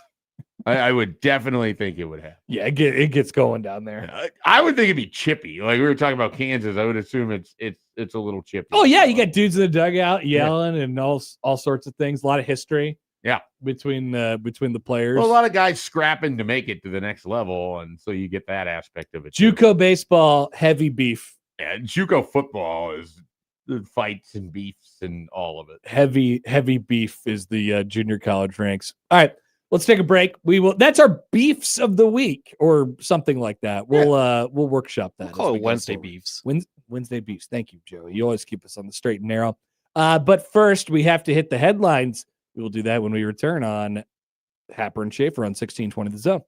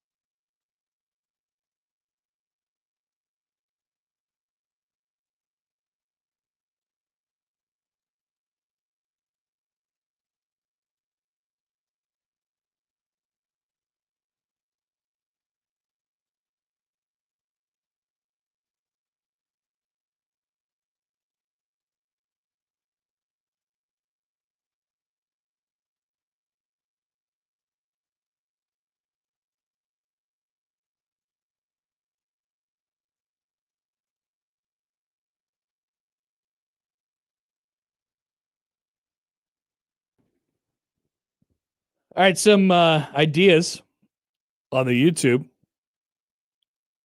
Ian writes in, he says, beefs of the week is well done branding, which is rare. Get a steakhouse to sponsor that segment. Great idea, Ian.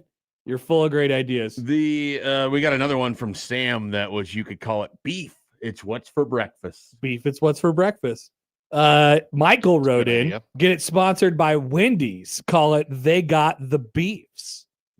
Or Arby's. Yeah, is it Arby's? We got the meats? Arby's Yeah, is we got yes, the meats. we got the Wendy's is where's the beef? Where's the beef? With, guy. the old lady. Old lady, sorry.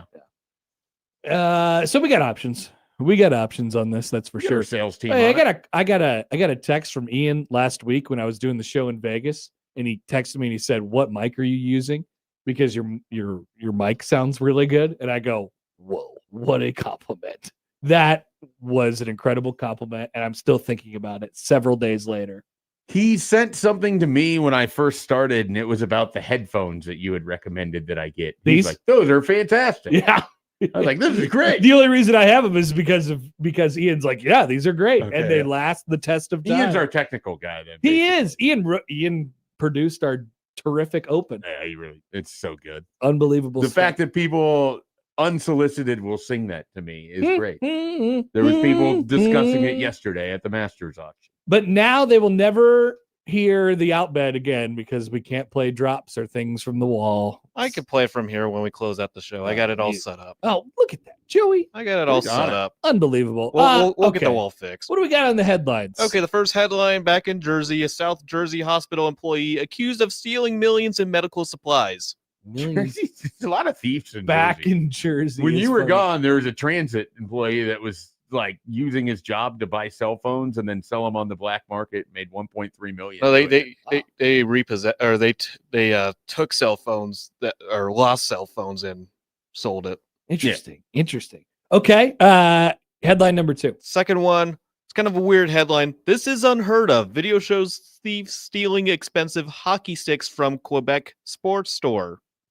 Where are we going? Are we going to go Quebec or are we going to go to South Jersey? So it's either medical supplies stealing. Something has been stolen. It's either hockey sticks or medical I supplies. think in the spirit of a sports show, we go the hockey stick. I agree, actually.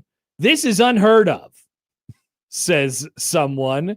Video shows thief stealing expensive hockey sticks from Quebec sports store. A sports store in Quebec's Laurentians region was targeted in an unusual robbery on Saturday when a man allegedly stole several expensive hockey sticks during business hours. Of course, the owner of this shop, Sports Rousseau, his name is Pierre, says he still can't believe it. Quote, "This is unheard of," he said, telling Nouveau Info that the man who entered the store normally started looking at the hockey sticks. He took several expensive sticks and then just walked past the register without paying. In a video of the theft, the suspect can be seen tossing several sticks into his car before quickly fleeing without even closing the trunk. It's kind of hilarious because some of the hockey sticks are falling out of the trunk as he's leaving. Terrific. A woman could be heard asking someone to call the police. The store owner estimates that the high-end carbon fiber sticks are worth between $4,000 and $5,000. Quote, "This is where we've ended up. We can't believe it." Wow. I didn't know hockey sticks could be that expensive. So the Canadians are surprised by crime? Well, I mean, this is a very probably. normal crime. Normal in the sense that stealing is normal, but I think in friendly Quebec, it's probably not all that. Yeah, like I think the guy's reaction to this is like somebody goes and robs a Play It Again Sports in Omaha and steals a bunch of hockey sticks. Like you're not going and interviewing the store owner, and the store owner's like, "Whoa, I cannot believe this." No, I'm guessing crime is pretty low. there's no crime in Canada. Apparently. They're stealing the carbon fiber hockey sticks. Did you think that was going to be $4,000 to $5,000? I was thinking He's got a lot of hockey sticks. well, is it total or individual? In total. Total. In total. Okay. But I don't know, like how, I mean, Matt. This is where Matt would be able to answer. Matt this. would be triggered if he's. Because I didn't know how much an individual hockey stick, So, a high-end individual hockey stick. Matt or like Hockey $800? Dad or whoever, let us know Fill us in, how much because we don't know puck about we this. should guess. We should guess though. how much is like a really good hockey stick? Like I know how much a really good baseball, like an aluminum baseball bat I'd costs. say a couple of $100s. Yeah, No, I'm it's gonna, more than that. I'm gonna Up say, to 300. I'm gonna say like 250 for a really good hockey stick. Oh, I'm going higher. Going higher? Yeah. I'm going 300. I'm not thinking like as much of as a golf driver. I'm thinking a driver. Whoa. Yeah, I think 600 to 800 potential. Oh, boy. All right, we've received a text from young Matt, 400 to 500 easy for top quality Okay. hockey sticks. Good morning, Matt. Good So morning. I overshot Ham Bears. it. There you go. It was a shock to everybody in Canada and thus the world. I want to go up to Quebec City. I want to go to Montreal. I want to go to that part of Canada. I do too, actually. I want to go to the edges of Canada. That part, Prince Edward. Vancouver, Prince not Edward- so much the middle. Prince Edward Island is beautiful. Not I've so been much over there. here or here. We're here. There and there. All right, those are the headlines, ladies and gentlemen. Thank you, Joey. We'll come back halfway home, 8 o'clock hour coming up next on 1620 The Zone.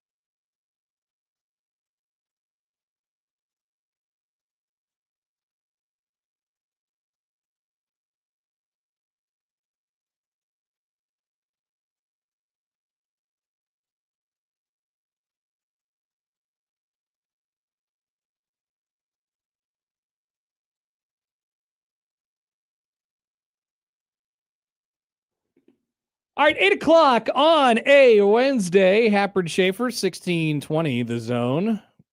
1620thezone.com, the Zone mobile app, the Zone radio network, including our friends from 97.7 The Zone in Grand Island. I wanted to remind you because I failed to record a promo this week for Creighton baseball. Oh no! So my apologies to the management here. I'll get in the weekend ones. Don't worry. We have Creighton baseball tonight on 1180 Yacht Rock. And Joey, who do they play?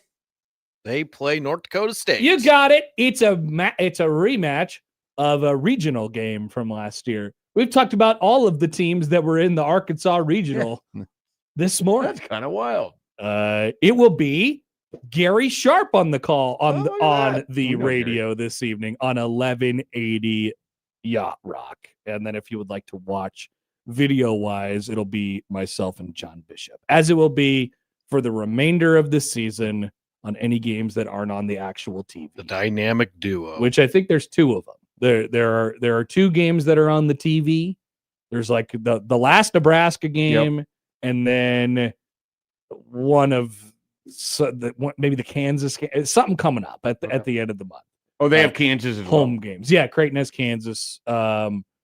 So there you go. It'll be me and John on ESPN Plus, and then a variety of different radio voices. And then, of course, this weekend, Creighton hosts Seton Hall. They went 1-2 against UConn last weekend. You'll be able to hear all those games on Yacht Rock baseball 1180. They were good when Creighton joined the league. I was gonna say that was a team that like had won the Big East a couple times. I remember them being in regionals. They were like the 5th team last year, like the only other team who maybe could have made the case that like, hey, we're good, we're decent compared to the other 4. Right. So like, I guess my answer is, in the scheme of the Big East, good.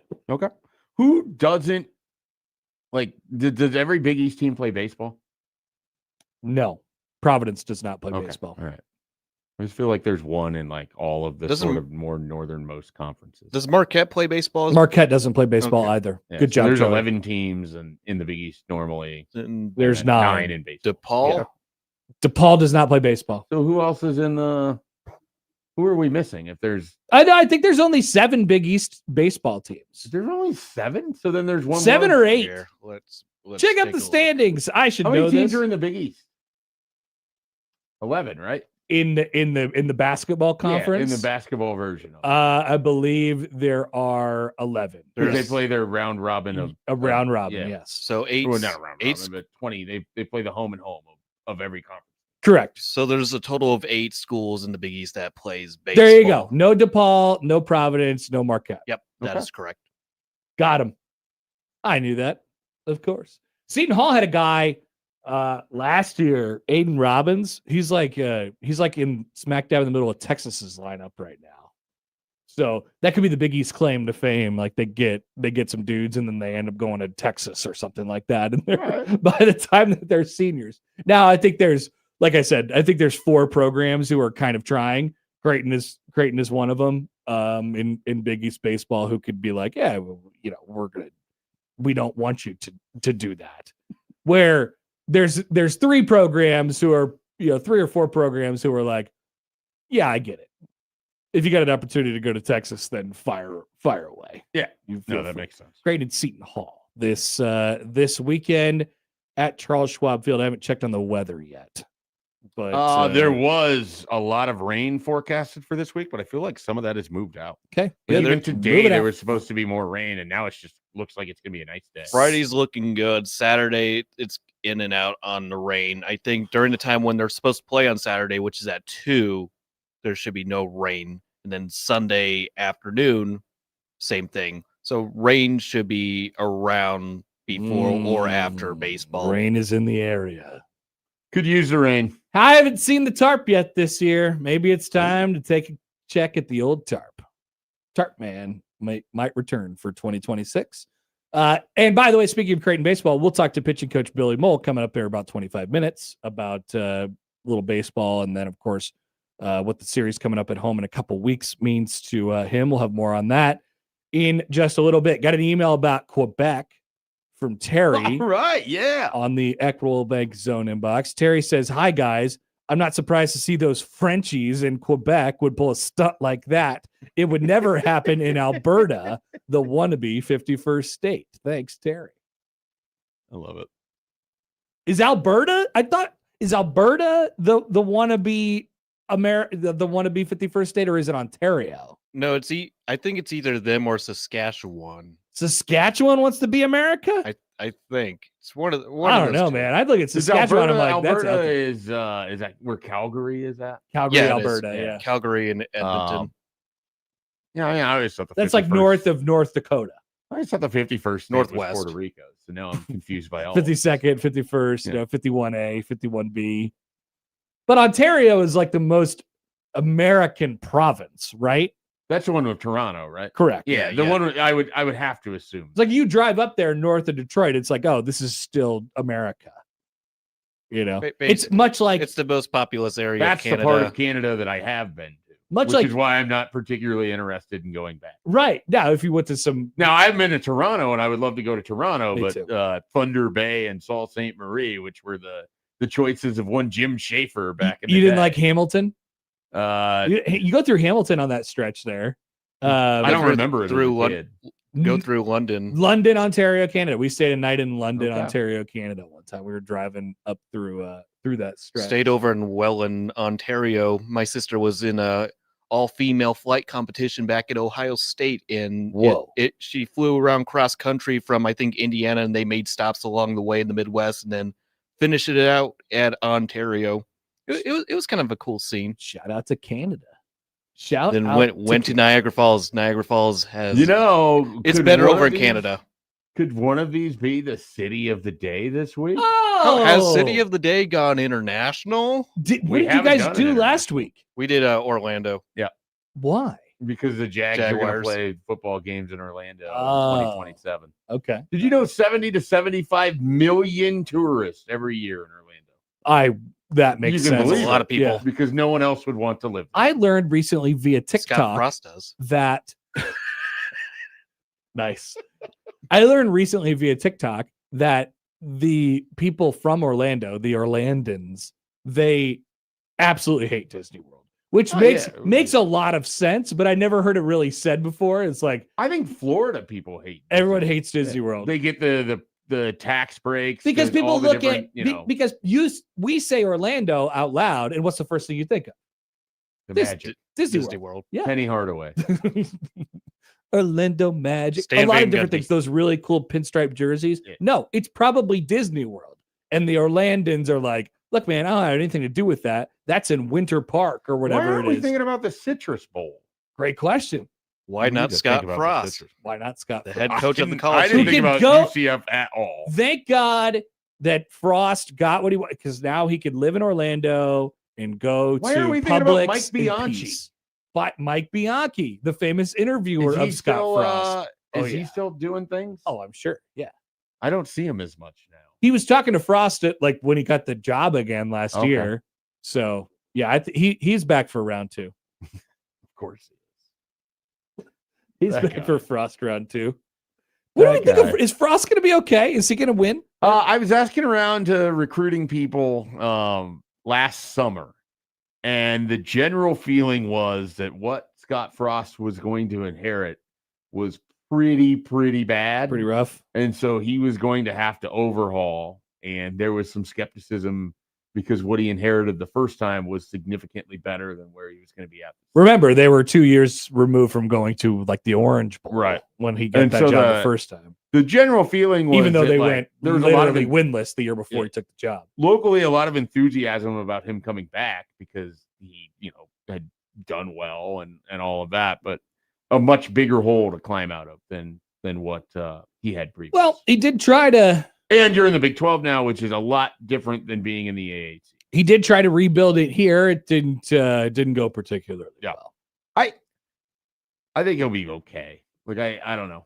I think he can hang on there if they can figure out a way to get to 7 wins, 8 wins every so often. UCF has always been a place that's kind of on the borderline to me. Like, I don't know what their real intentions are. They feel more ready-made to be the kind of program who's just like, yeah, we think we have a good coach. We're going to keep him for a really long time, and we're not going to get up in arms about if he goes 3-9 Right here. You know, no, I think they want it. They want stability. Yeah, that feels Yeah. like their zone, but I could definitely see them. You know, they've had a significant upgrade in cachet over the last decade, and they've moved into this conference. Right. Like they got a lot more money coming their way. I mean, they could act like a big dog if they probably wanted to, but I don't think it would behoove them to do so. The thing is, if they were ever consistently really good, similar to kind of an Indiana or others, they have a massive alumni. Like it is a huge school. So you have a ton of potential people that could donate back to that because they want to be kind of part of that experience. So the problem is you're at best the fourth school in Florida, Right, behind Miami, Florida, and Florida State. And so then your comparable is USF, and USF doesn't play in a similar conference. So, but yeah, I think it'll be fine. Me I think too. it'll be fine. I don't think he's I going think to it'll be great. I don't think it's going to be what it was in 2017. maybe there. But I think it'll be fine. Speaking of conferences, here was this yesterday. We are, as I mentioned at the top of the show, we are into the period of time now where we're going to start hearing more things about television negotiations and TV times, and oh hell, the TV draft. We should start the countdown for the TV draft very soon. Joey, this feels like a really good alley for you. Yeah. I also care about the TV draft. I'm way more interested in the TV draft than it gets covered, it seems. You know, for the Big Ten. And Yeah, that is coming up, but that's usually around the last week of May when they announce those first right, few weeks. and then you start to see them sort of select leak games. out. So we're not that far away. Do you want it to be a televised product? I for do. the draft. I do. That'd be nice. I don't know that it has to be a televised product. It could either be a televised product or they could just invite me. Could, you know, Yeah. but from how I've heard it talked about, it's basically amounts to like a Zoom call that Sure. happens over a long period of time, like multiple days. Yeah. It's not just like they all sit down in a room and hash it all out. I like the idea of it being a televised product, but they have random representatives. Like if you ever watch the Major League Baseball draft, like Yeah. all of a sudden Brad Hopp will pop You up. just have Gus Johnson amazing. representing Whoa. Fox. What a pull. Yeah, if this happened, and I'm like, I haven't thought about this guy in forever, and I kind of love it. Brad Hopp. And so you just bring in random college football players from the conference that would announce the picks. I remember asking Dr. Min about it last year, and he was like, yeah, it's not even, sometimes they just send emails to each other. Yeah, I mean, So they would have to make it an actual product before. you need someone whose job it Yeah. is to do the presentation, which you are television networks. It shouldn't be that hard to figure out. Now, granted, Fox there's is a not very television good at network it. affiliated with the conference that has a tough time figuring out presentation, but that's a different. Speaking of that network, they made a little bit of news yesterday as it pertains to the Big Ten. So Joe Flint from Wall Street Journal, he reported this yesterday that this was going down.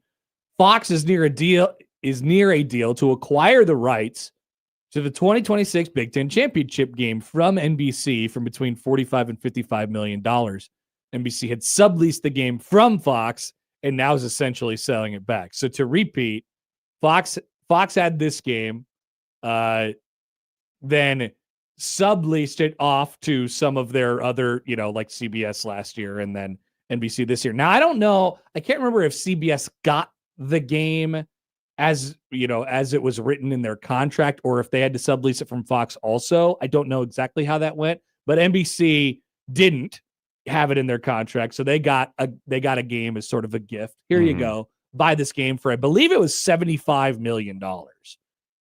It's a $25 million. I believe it was $75 million that they bought. They basically bought this game from, and they were looking at subleasing it out to other people as well. They were looking at any takers, whoever else, TNT or Peacock, or obviously they were in charge of Peacock, so they could have put it there. But I don't know if you've heard, Peacock is not going very well. Peacock is taking significant water on their subscription. They don't have enough that stuff on draws there. people in. Right. Yeah, that's the problem. And so I don't want to blame anyone for it, but Nick Stauskas on the call, the biggest basketball game of the year, probably didn't help. So what NBC has decided to do is just sell it off back to Fox at about a 75% or 75 cents on the dollar, which isn't Basically a ham sandwich. kind of a ham sandwich, a $50 million ham sandwich. But I think it more so speaks to how NBC and CBS feel so inferior to Fox, and they always will, as far as the league is concerned. And so on one hand, we talked about this a lot last summer with the Big Ten's rights. It's great to be able to say, hey, look, we're on all these networks, and they are, and they put the games on Saturdays, and it's all across the country at all different times and all the different networks.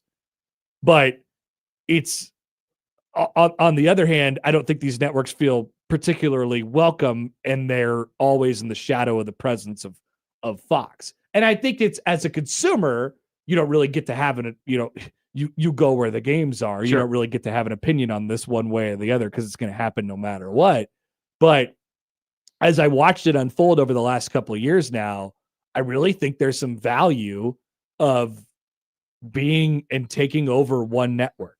I don't want that network to be Fox, for the record. I don't like the way Fox does games anymore. Right? Like I don't like it.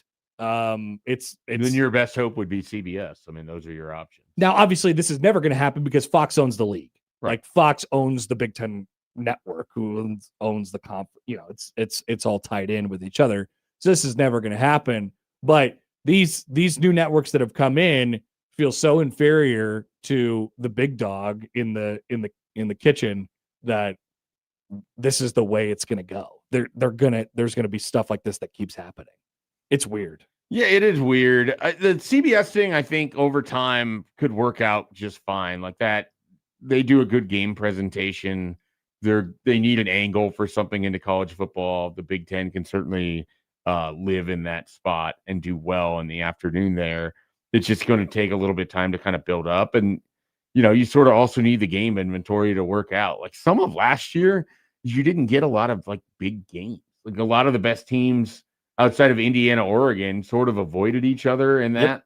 And so, you hope the schedule kind of allows for it. We talked about this yesterday, and I think it's an interesting off-season conversation with the conference as a whole. You need to somehow both have it appeal on the television product, but also be discussed where these middle-tier teams, like if you have, one, you need USC to play up to the level that you hope that it would be, because you've already maybe lost UCLA for however long it takes. Yeah, they're one of the teams with a positive image nationally, I think. Yeah. But you kind of need, whether it's a Washington, whether it's Bielema at Illinois, Iowa has its own aesthetic, but you need, like, this is where Nebraska needs to be valuable to CBS and to Fox and to all of this. You need that middle tier to have interesting players, teams, games. It needs to matter that they are playing Ohio State, and it's not just completely and utterly over by the start of the third quarter. Yeah. Like that has to matter. Now, when we were talking about the middle of the SEC, some of it is when an Alabama takes on a Auburn. That's a weird example. Alabama takes on Ole Miss, Tennessee, or Ole Miss, or any of these teams, Florida. Like there's a little bit extra cachet to it. The Big Ten just lacks that because some of those teams don't have history, and then the ones like USC and Nebraska that do haven't been good enough. So that's kind of where this conference struggles, because you only have, and Penn State went backwards last year. So it's just like you don't have these teams that can fill it up, 1 through 8 in the same way. And you kind of need the conference to do that for even the CBS game to matter more than it has. Yeah, I wonder, the perception, there's perception and there's reality. As you were sort of just explaining that, I'm thinking, okay, what's the Ohio State versus middling, let's just say Nebraska, whatever. They're probably bottom middle if you aggregate it out for the last 10 years. But what's that matchup traditionally look like? Are you getting a good game out of that? I would imagine that the TV execs would think no, probably not. Would they think that they would get a good game out of Alabama versus a middling, a South Carolina or something like that? Probably not also, right? But I do think there is value, as I said last year, we just watching this play out.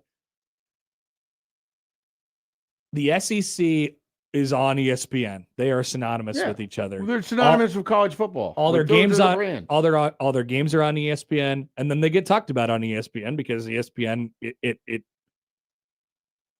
it helps ESPN to talk about the product that they're going to And have. the college football playoff is on ESPN, and all Right. of these things are. So it's So the Big Ten doesn't the Big Ten made a choice years ago to go away from that Mhm. and start their own thing and then be in bed with Fox, which just doesn't have the same national cachet as far as their daily programming is concerned, as far as their talkers are concerned, the stakeholders within the sport. And so there's really no way to do it other than the way that the Big Ten is sort of laid it out for itself right now, which is, all right, well, if we can't have what the SEC has with ESPN, let's have a little bit of it with Fox, and then they could sub-license that out to NBC and CBS and whoever else they want to as well. I believe Fox, I was reading an awful announcing article, and apparently Fox was angered by NBC trying to sell off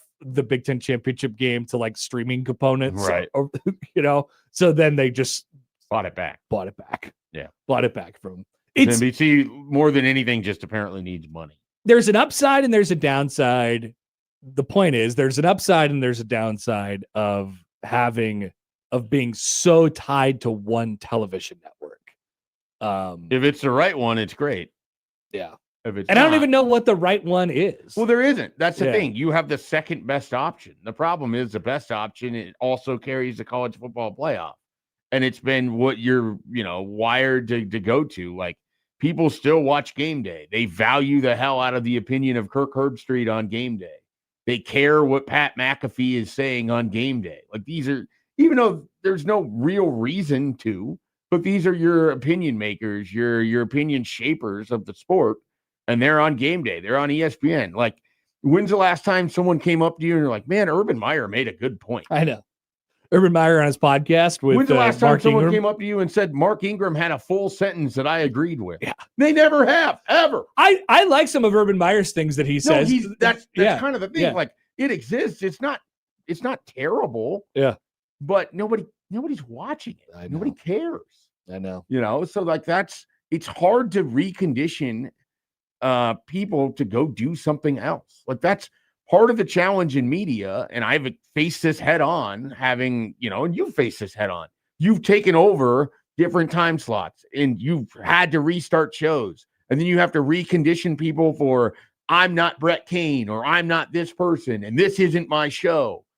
This is what we're going to do now. Like, it's hard to get people to go out of what they know. Sure. And then they fall. And when you've had something that's been a constant, like game day has been, or, whatever their studio shows that Joey was talking about this maybe a month ago with Lou Holtz and Mark May. And like, people think of ESPN and they think of college football. Yeah. You think of Fox and you think of the NFL. Yep. That's the difference to me. I do get nostalgic still when I watch college football on ESPN. College football final. And then I wonder why it's not, the sound isn't. What happened to the game I love? What happened? I don't know. They changed it to something stupid. I don't even know what it is.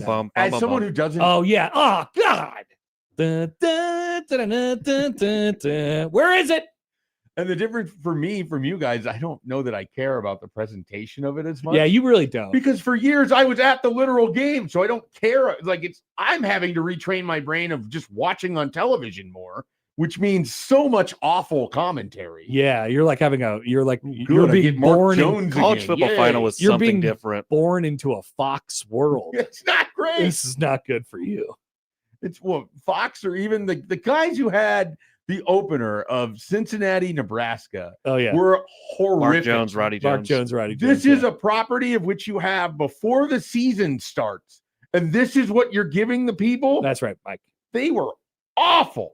Gong. They didn't even know how close Nebraska was to Kansas City. Like, it's just like the minimalist amount Whoa, of work you look could at have all put these into it. people here. Where'd they And come then they from? did. They I could get not here? wait to play you Archie Wilson clips. They were so excited. Oh yeah, the Archie thing really took off last year, didn't it? All right, there you go. We'll take a break. We'll come back. Billy Moll will join us on the other side. It's a special weekend coming up in a couple weeks for Creighton baseball, so we're going to get out and in front of that and talk about Billy's story. And then we'll talk a little baseball as well. We'll be back with the Creighton pitching coach coming up on 1620 The Zone.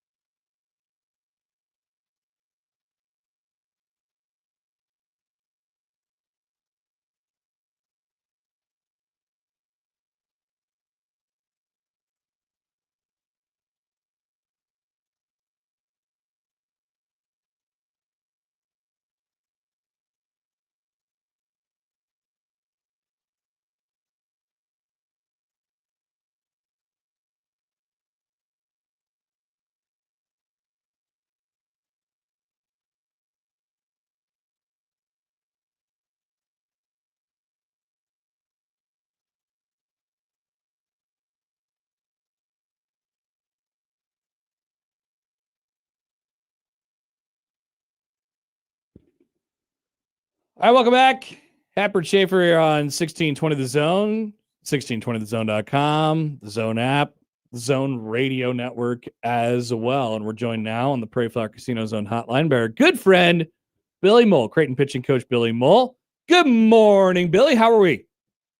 Good morning, guys. How are you? Good. All right. So coming off the weekend here, with a series loss to UConn, we knew going into the weekend. I mean, it's a huge series just to start out conference play with. How do your guys feel coming off of that and heading into another tough week here? Obviously it's disappointing. That's definitely a big weekend for conference implications. Two of the best teams in the league last year, co-champions last year. You wanted to take that series, and we fell just a bit short, in that last game. But we'll take that as motivation going into this week. Where do you kind of feel like your pitching staff is at this point in the season? You're kind of maybe the halfway point or a little past the halfway point. Kind of where a guy's arm's at, and sort of where do you feel like your group is at overall in executing what you want?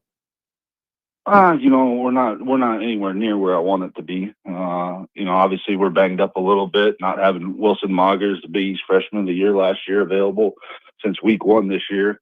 And then Goldenbaum, after the Nebraska game, had a little soreness in his shoulder, so he wasn't available in that, this weekend against UConn. So that kind of put us in a tough spot. So, trying to get some guys healthy. If we can get some guys healthy, we could have a really good run down the stretch here. Okay, so yeah, it's been in and out. I mean, first of all, there's obviously a difficulty with who do you start and who comes in out of the bullpen. You kind of play it by ear every single game, and you don't want to get into that situation. But that's sort of where it's ended up with injuries. Like, how much do you think about, Coach? Like, how you view guys in the long term and what you want them to be, and balancing that out with what you need on any given day? Yeah, I mean, it goes into it. I mean, Shea Wynn gave us a heck of a lift. Yeah. Starting for us on Thursday. He'd been coming out of the pen all year. He had a few starts last year, but he kind of put the team on his back. Right now we're just kind of like an island of misfit toys with everybody kind of out of their normal routines, normal spots in the rotation. So we're asking guys to step up. We're asking some guys to do things that they haven't done before.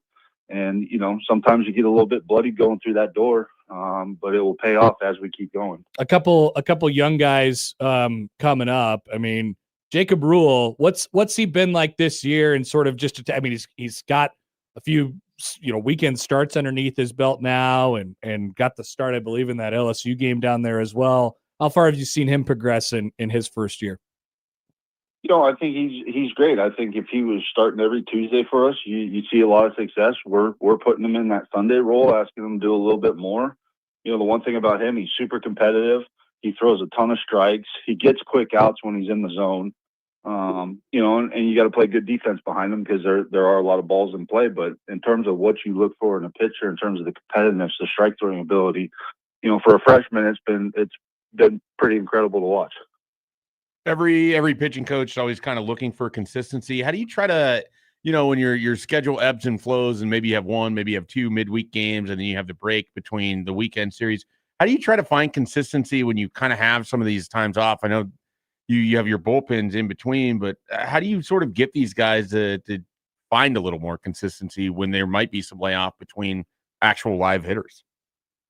I mean, I think that's the hardest part during our games is, especially with the injury bug, guys are throwing more than they're used to. So at some point you got to give them a little rest as well to make sure that they're fresh going into the weekend. I mean, Jimmy Burke feels like he's pitching 3 out of every 4 games for us right now. And he's probably been our most consistent guy.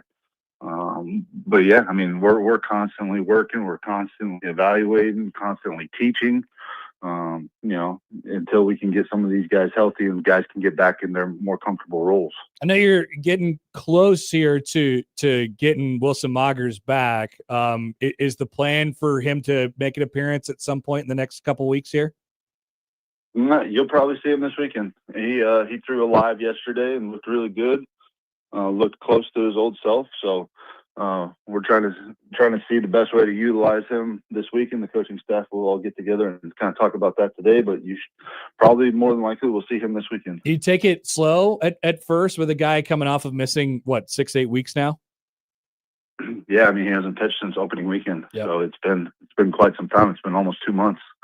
So yeah, we'll definitely, he's got a pro future in his career, so we'll, be very careful with him. But he's also chomping at the bit to get back out there and compete. How do you? I mean, you used to pitch, like you know what that competitive fire is like to get back there and to play and to just unleash as soon as you have that opportunity to. How do you get these guys to take it slow? Like, how do you get them to think sort of long term instead of that itch to just be back on the mound and to have that experience out there throwing again? That's why we coach and they play, because we can control that. We can control their pitch count. We can control their innings, and that's our job to make sure we're protecting them.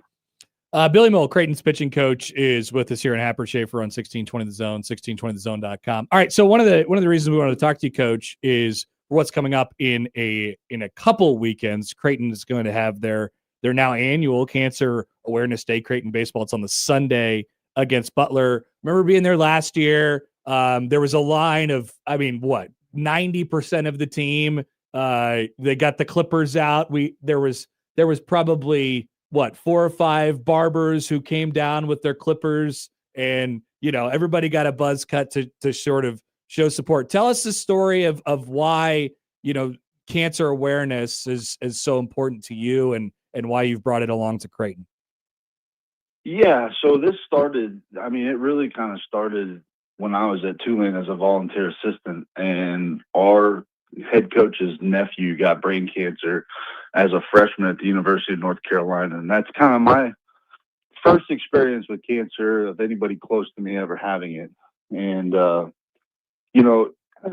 as he beat his cancer, he created this Cancer Awareness Day. It started with St. Baldrick's, and now it's turned into Versus Cancer. But, it's something that just was close to me. Me and him were real close. We worked together a lot.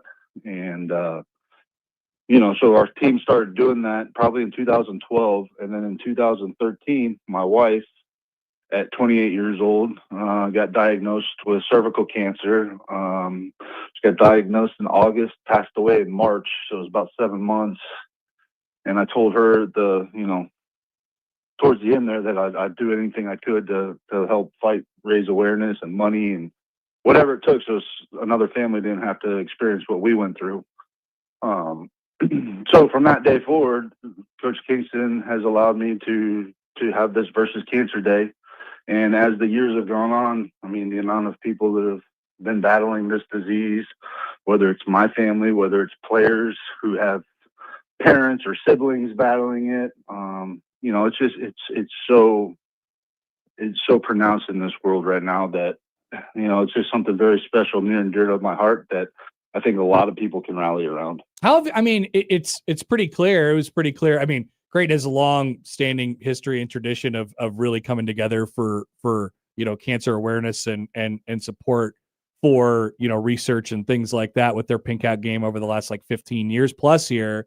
And it wasn't a surprise to see people really rally around and support it last year. How did you see the Creighton community kind of rally around it in your first year here last year? I mean, I thought it was great. I can't remember. We raised over $15,000. The guys all bought into it. They grow all their pretty hair out all year, and then they're sacrificing that, and at that age, that's kind of a hard thing to do.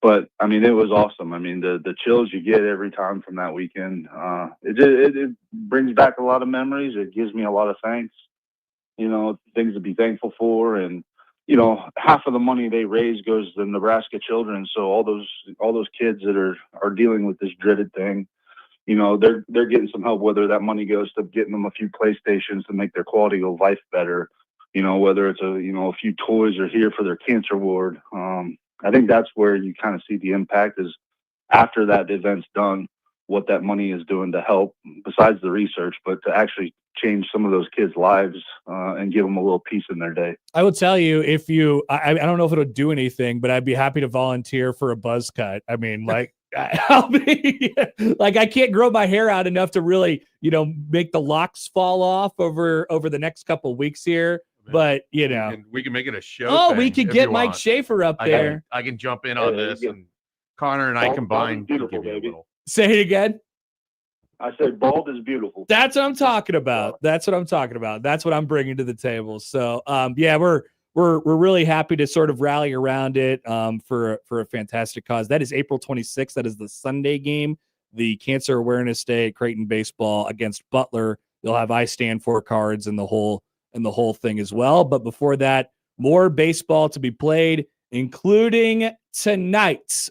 Coach, well, we appreciate you stopping by.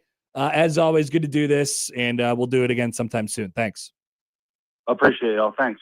That is Billy Mole, Creighton's pitching coach. Yeah, it was cool. I mean, I'm telling you, it's all but 3 or 4 guys last year.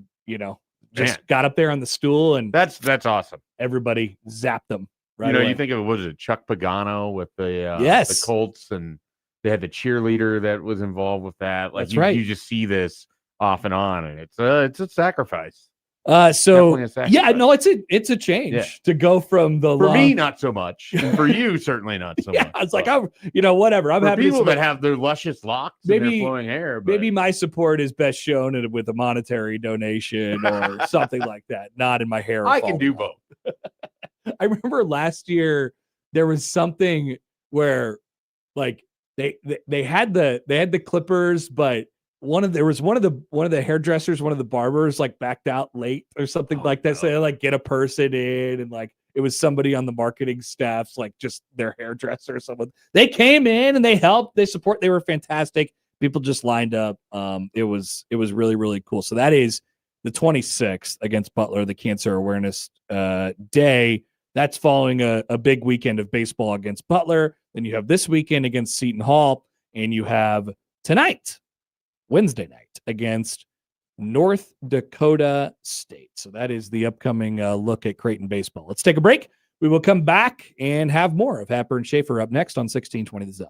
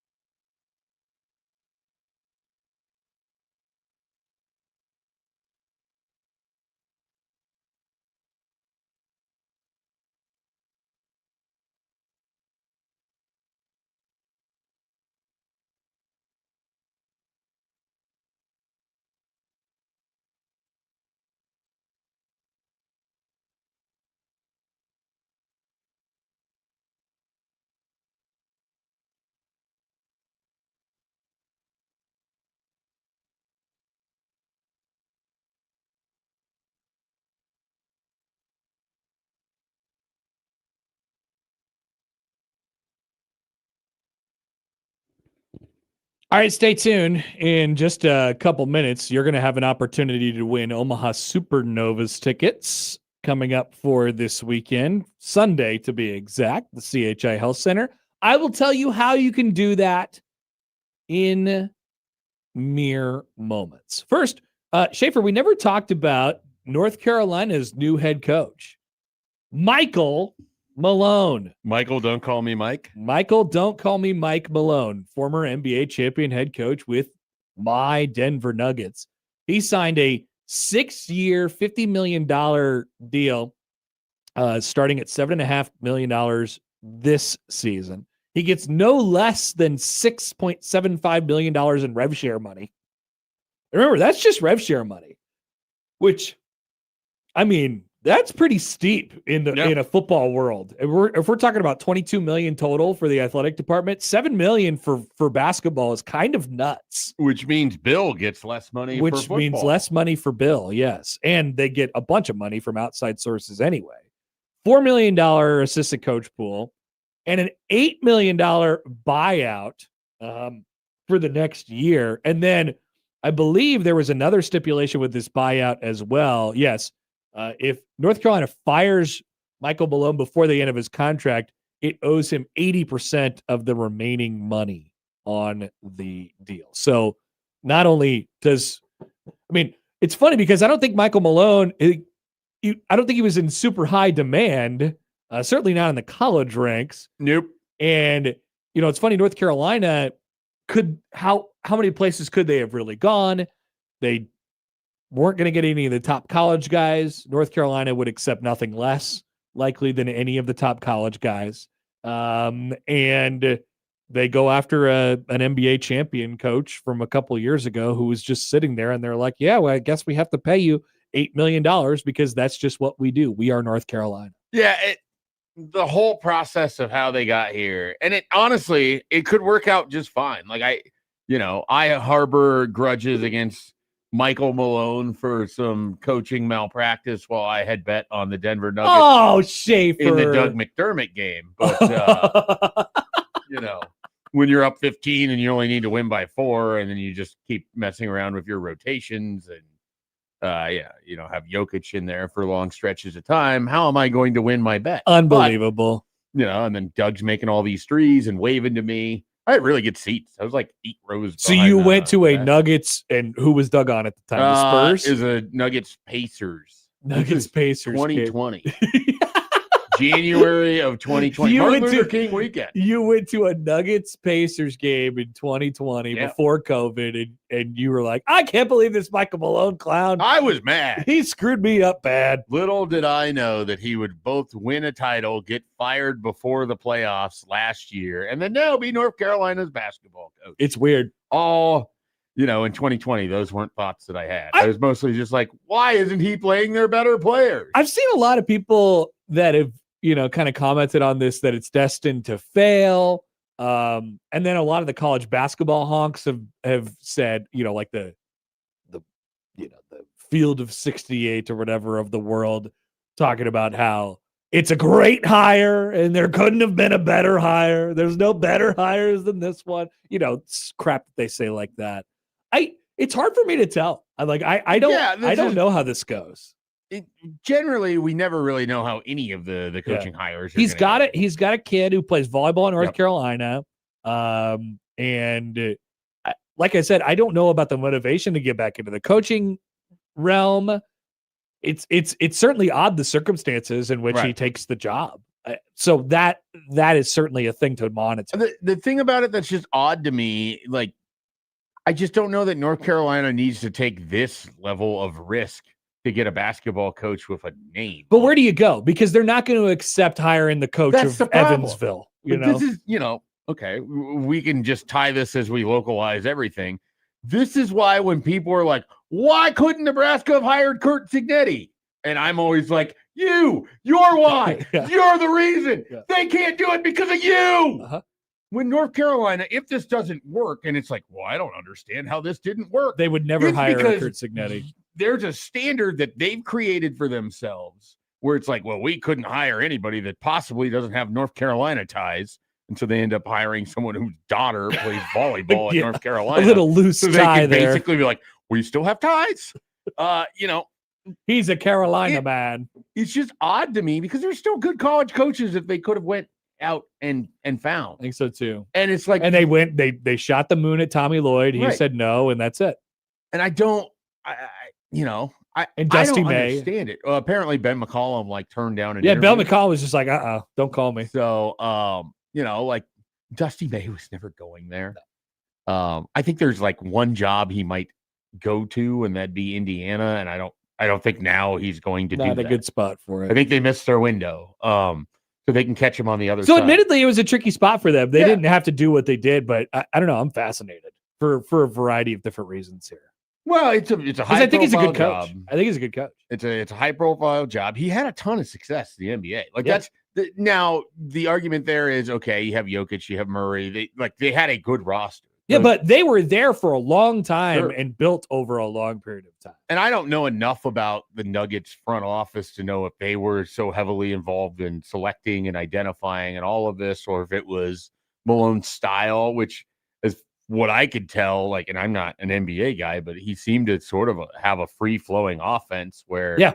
it wasn't Guys like to play this- in it. There wasn't a rigidity to it, and it seemed like they would go get someone like an Aaron Gordon or whoever else, and they could seamlessly fit in what they were doing because there wasn't like this barrier of entry. Right. You think they're like Phil Jackson, there's a triangle offense. You have to work in that. Yep.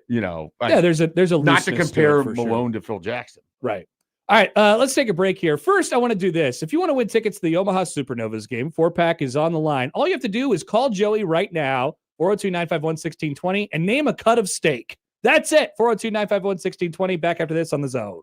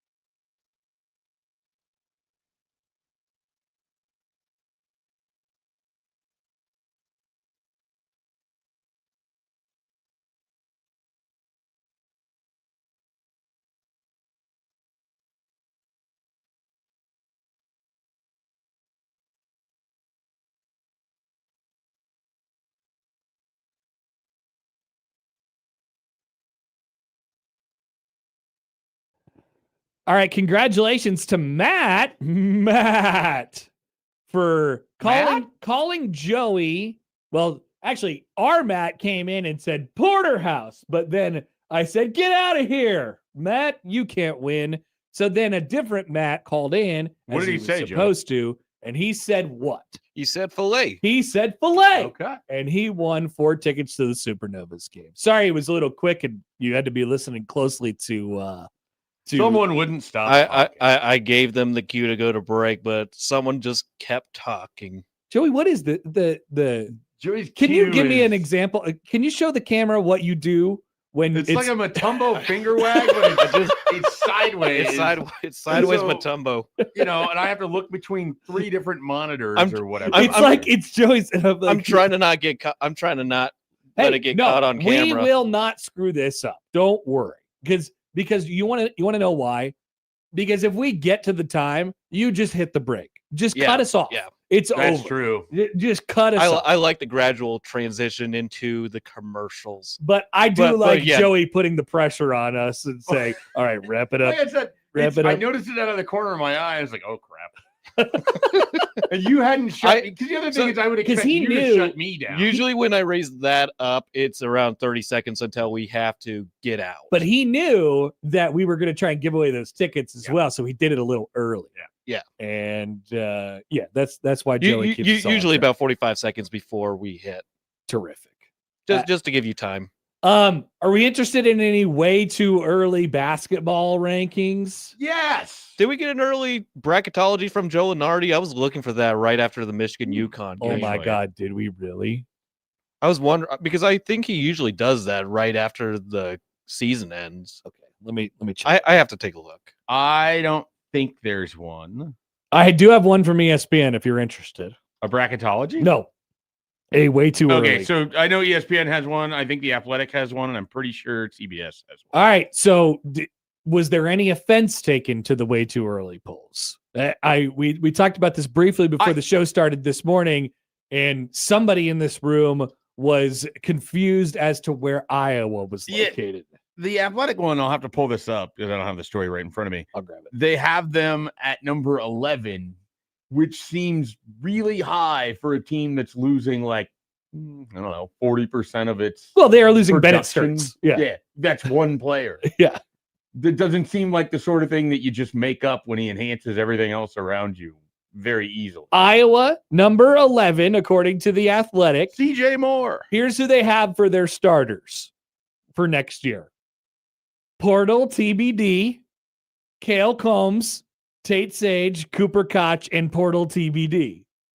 Like many folks, they're looking for a point guard and a center.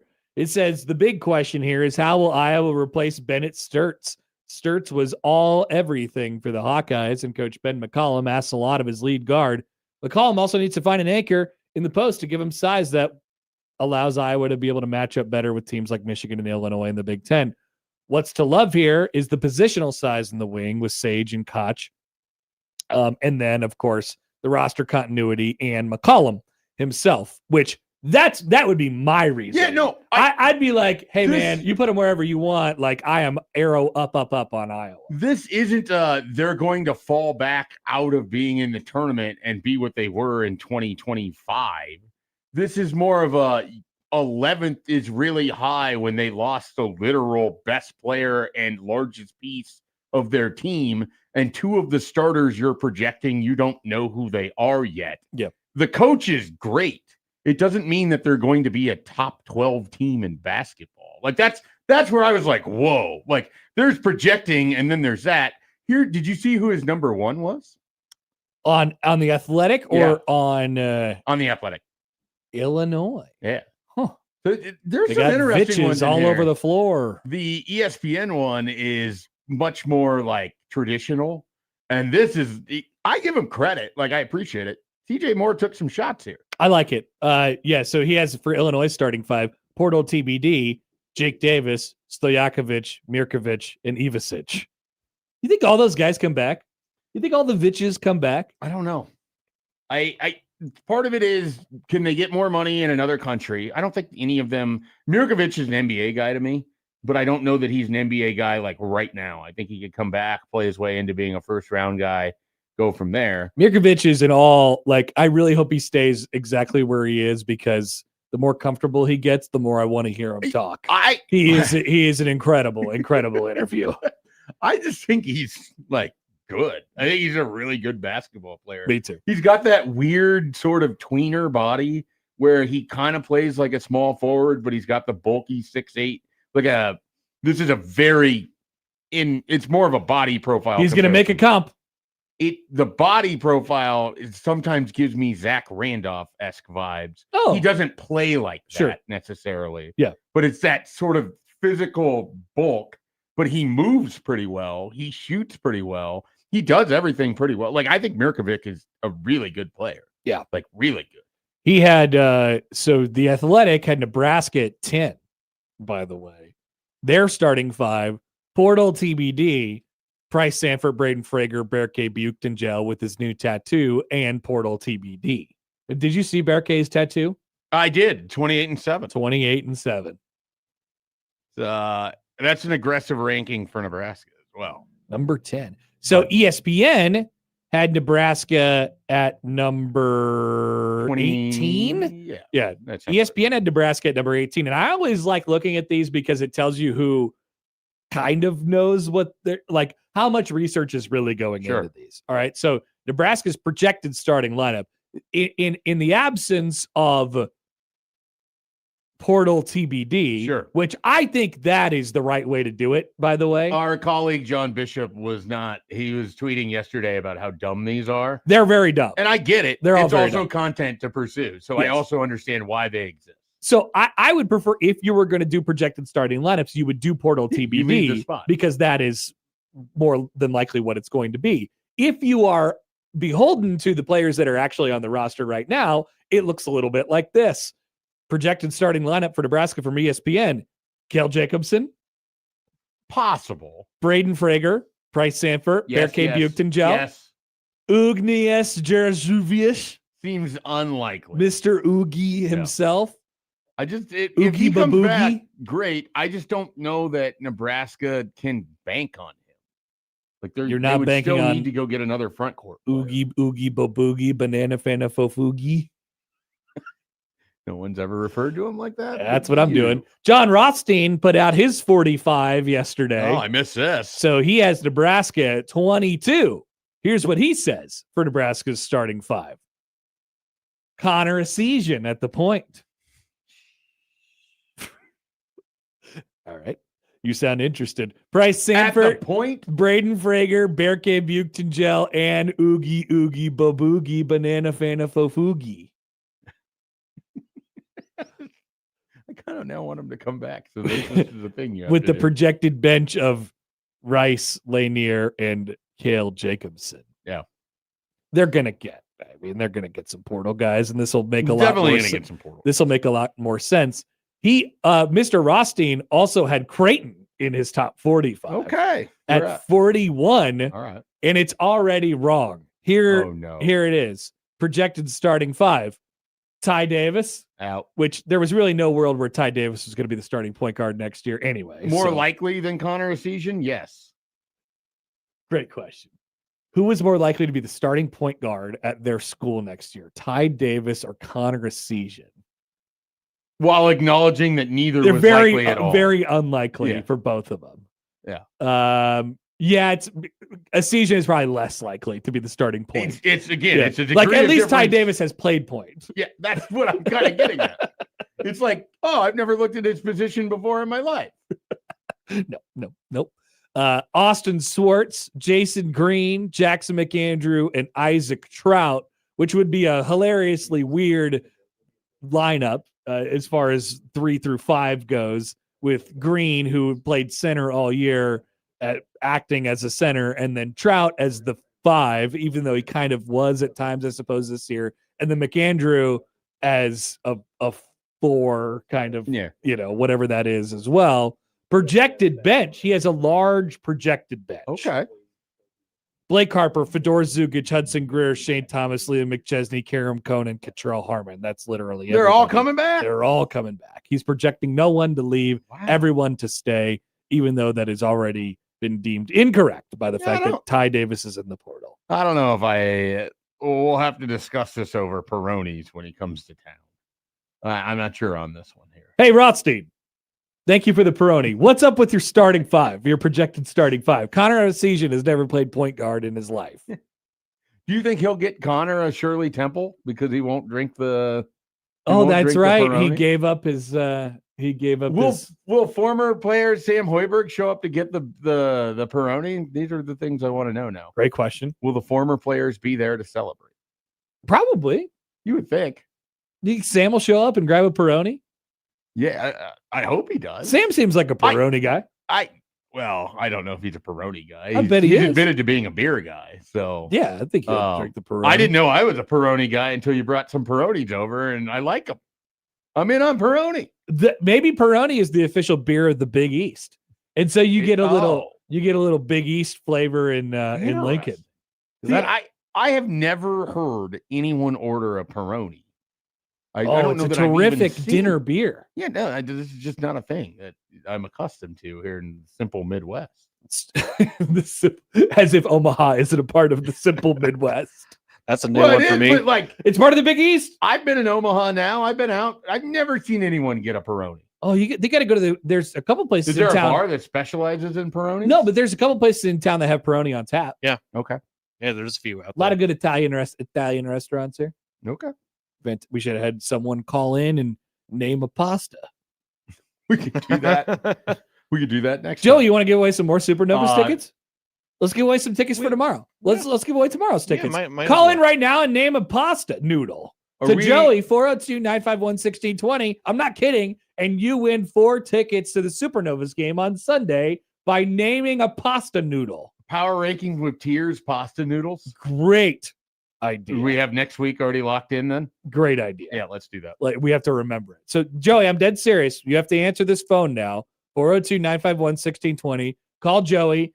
Name but shout it. Say, Tagliatelle, whatever it might be. I don't want to give you any clues to Joey, and you're going to win tickets to the Supernovas game on Sunday. By the way, a couple texts here that we can get to, 402-951-1620. Let's see. California Joe writes in, I'm on delay, but are you telling me Teddy Allen wasn't a good cultural fit for Nebraska basketball? That was one of the people. Cam Mack was maybe one that I was thinking of. Well, they were still in the process of really finding out what their culture was. Verge maybe wasn't the right fit for that team. Man, the Alonzo Verge. The Verge McGowan situation did not go great. I was kind of excited about Verge like as a player, but obviously from a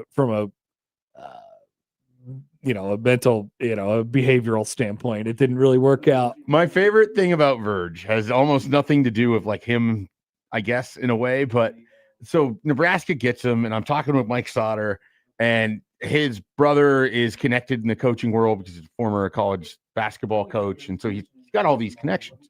He shows me this text message from a sitting power assistant, and it was basically like, oh my God, Verge to Nebraska, huh? Have fun with that. There's certain guys who just come along and you're like, oh, it's great. Oh no, it's just great. I don't know how that's and then they lose the Western Illinois game, and you're off to a rip-roaring start. Lane asks a question: can we bank on Hoiberg developing anyone but his son? Yeah. I mean, would you? There's some examples of that, right? I would feel like Berke has developed from where he was last year. I think Bryce Williams got better in his 1 year at Nebraska. Juwan Gary was a better player by the end of it. Like, the development is there. The thing is, it hasn't been a 4-year track for anybody. People look at development and they use that word, and it's like some sort of magic word, and they look at it from an individual standpoint. How it really happens is inside of the system and inside of the program. These people develop as like, that's why I use Berke as an example that one day. Like, Berke is a really good example of it. Berke might not be what do you average 6 points a game this year or something like that. Like, he might not be, but he is invaluable to the like he is incredibly valuable to the program. That defense doesn't operate the same way without him. And then, Nebraska's rebounding issues were what they were, but Parquet, they'd be even worse. So he without goes from a 2-year stretch of being Right. a detriment when he's on the floor to an incredible asset, and you can't take him off it. him. Right. Yeah. That's you want him on- development. He's part of your best 5. He's a assured starter for Nebraska next year. All right, Joey, who won and what pasta did they say? Kalen won. and Kalen? Yeah, Kalen. All right, Kalen, nice. Gave me a pasta salad, kind of a pasta salad, but he gave me a variety of other ones. I just he was a pasta freak. All right. Kalen, the pasta freak. If Kalen ever calls back from now on, it's Kalen Pasta Freak on that screen. Kalen Pasta Freak calls in. Pasta salad, that rips. I love pasta salad. Yeah, it's really good. I don't know if it was the answer we're looking for, but I'm glad that Kalen. Well, I won. thought he was saying that it was a salad because he gave so many answers to Joey that it was just a Oh no, I jumble think of- it literally said pasta salad. Yeah, that's what he okay. said. I thought I was looking for like a kind of noodle. Yeah, Like what's same. what's the kind of noodle that goes in your I- pasta I- salad? I- A bow tie? I count it. Rigatoni, I like a bow tie. rotini. A rotini. Like a bow. Uh, the bow tie is the tagliatelle, right? Or is that something else? I love a fettuccine. I got a text from a dear friend who yelled angel hair. Okay, yeah. Good one. We got linguine from J-Man. We I'm got a penne person. That's Yo- kind of my go-to. we got gnocchi from Mike. Okay, yeah, that is great. Fettuccine forever. Jimmy pasta puttanesca. We got a lot of different options, but I'm glad Kalen the pasta freak won. Kalen, look, power rankings with tears is for you next week. John says pasta salad is not a type of pasta. It's a pasta dish. I don't care. We're counting it. The decision was made. We have a low threshold of what Apparently, it takes. other types of pasta were probably Go said. after me. No, Joey, we're supporting you. We're supporting you. We're trying to not throw you under the bus. All right, we will take a break. Lauren Michelson joins coming up next on 1620 The Zone.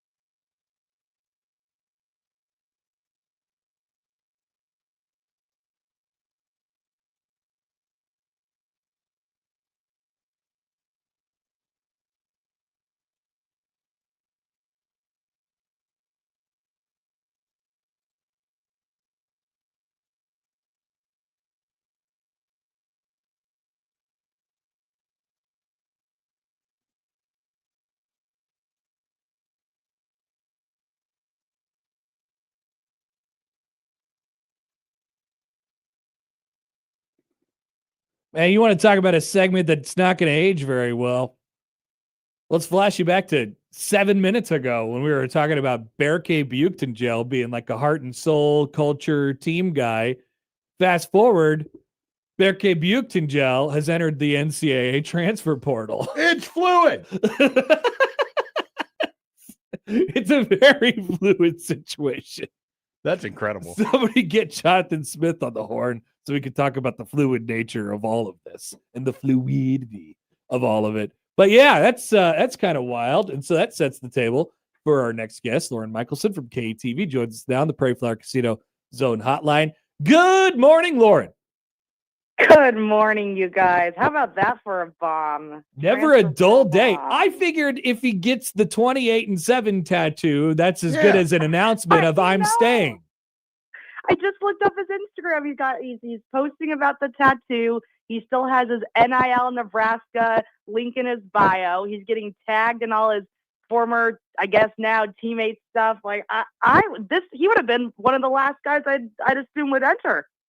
Yeah, I mean, Sauter had said something to the effect that it hadn't been done yet, and so I just assumed it was like a posturing thing, and then here he is into the portal. So yeah, he can still come back. Yeah, we've seen it. We don't know. I guess if the paperwork is officially in the portal. Emmett Johnson never actually went in the portal. That's true. Yeah, it is just being reported at the moment. So there's that aspect of it, but that's a sizable story. What's your favorite Berkay moment that you had covering this team this past year? I hope I can say this. I won't say names. Well, despite the fact that he's just a fan favorite, he's also a media favorite. He gives very unhinged, authentic answers, and it's just a joy interviewing him. I did this kind of silly story on the team's haunted hotel, and he's like, yeah, that ghost is going to help us this week. And lo and behold, someone had to knock that ball out of the hoop against Vandy, so he may have been right.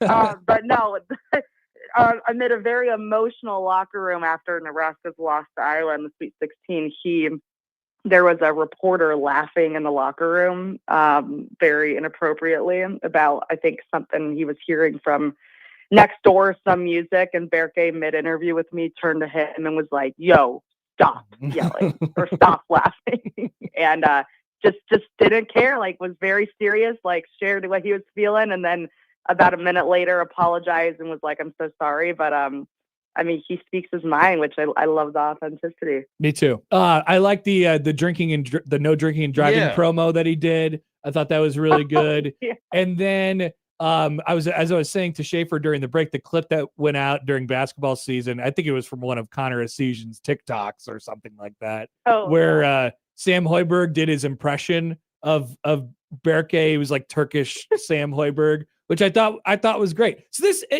this is all to say, Lauren, this is very weird, but I suppose this is life in the transfer portal. You never know what to expect. Yeah, it's so unpredictable. I mean, it's just kind of a joke now. You have to be ready for wild, ridiculous things to happen. And I mean, it could be anything. He could be leaving for any amount of reasons, literally. So yeah, I mean, it's working in TV and radio, I'm sure too, but like the amount of graphics you have to fill out and update, it's like, I'm just like on a high alert of what could possibly change. And you get a couple minutes to put something in a show. It's very riveting, you guys. So obviously there's portal stuff going on, but what has your attention turned to now that March Madness is over? All the area basketball teams are done with the Crown finishing for Creighton over the weekend. Where's Lauren's coverage eye wander to now as it relates to local sports here in April? Yeah, we're in high gear for some storytelling. Like we're doing a draft thing on Emmett Johnson here soon, and then I'm doing a story with Omaha baseball, Jackson Trout. But then other than that, it's like, how can you not think? I mean, Nebraska baseball and softball are just having incredible seasons so far. So it's hard not to look too far ahead because you think of what could happen here in the next, couple of weeks. And there's a lot to be excited about. So I am more ready for baseball, softball postseason I think I've ever been before. Usually I'm like, okay, let's enjoy the slow time for a little bit longer, but there's a lot to look forward to right now with those two teams. Are you a cold weather person? Like, do you enjoy the cold weather? No. Okay, I I'm a figured. Midwest girl. I don't know that Get anybody me is. out of the I cold, was though. not prepared for anything other than Yeah, no. I didn't know that anybody is. But all that is to say, I mean, we don't know what the weather's going to be like, and there's a lot of outdoor sports coming up in the next several weeks, whether it be out covering any one of the local baseball teams or softball teams. So you've had a little bit of time to prepare yourself from the indoor, basketball weather to now the outdoor sports. How are we adjusting? No, I there's nothing worse than when you're at a baseball game and it starts like kind of nice and you're like, yeah, I brought a jacket and I'm feeling good and the vibes of the baseball games are always great. And 2 hours later, you're like cursing your name, wishing you brought gloves in April. So I hate that. You guys, I have a beach vacation to Florida in 2 weeks, and let's just say I'm not as locked in as I could be right now on enjoying the weather that's just being given. I am ready to get the heck out of here. Little senioritis. You're like, Okay. so when I go out of town to a nicer weather location, my unspoken hope is that the weather is terrible wherever I'm leaving. And I don't know if you're anything like me, and I got my wish last week when I went to Vegas for 4 days. Yeah, but then you came back to this. And then I came back to this, and I have to deal with it and confront it. So be careful what you wish for, I guess. You're right. I will not feel bad for any of you in Omaha if it's poor weather and beautiful in Florida in 2 weeks. But karma comes around, we'll come back and get hit with a snowstorm or something like we were yesterday. It will. You mentioned being locked in. Nebraska softball looks super locked in. What do you think the biggest difference, or can you tell any sort of difference from where they were a year ago, where Jordy Fromm, then Jordy Ball arrives on the scene, and I mean she'd been there before, but she plays the full season out. They look tremendous. Now they're even better, and you're getting strong performances all over that team. What, if anything, has maybe changed for Nebraska softball, or how have they elevated themselves to the next level?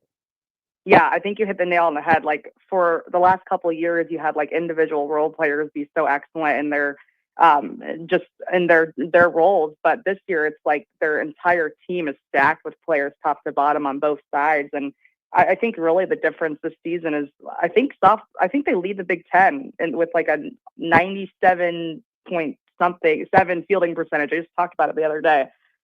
6 Huskers have perfect fielding percentages. Hannah Core's been excellent, like stealing home runs, gunning down runners. Like you see all these women their fielding is just unbelievable this year. And I think that's the biggest difference. Like their offense has always been great and it's still as good as ever. They're averaging like 2 homers a game, which is, I think, top 10 in the country still. So there's just not many flaws with this softball team. And I think Ron Ravel also has them just at a very good place mentally right now. So I think, this is just the beginning of what's to come for this team. Lauren, I want to wheel back around to the portal a little bit. What do you think about what's coming up for Creighton in the next couple of weeks? As they'll have a fair amount of guys who I'm sure leave, and they've already had a couple. And then, look to sort of rebuild this and get it right back on track. What do you think's coming up for them here soon? Yeah, so no surprises this week, right, with Freeman, Davis, and Tenley Thomas. But I think Huss is such a proven program builder as well and has a keen eye for talent in the portal. And I think that's something that we will see with the guys that he recruits in the next couple of weeks. You were obviously in Vegas with Mac and the team. And I think what Mac said in his post-game press conference about Huss, just having just the difference between him and Huss being able to adapt to these changes and just such a pro when it comes to handling NIL and the spaces and negotiating and being able to do kind of more than just the typical coach's role is what's really impressive about Huss as well. So, yeah, I'm excited to see what kind of guys they get, and obviously there's a lot of needs. So point guard, big man, one of them, but I trust Huss, and I think people are going to be happy with what he puts together.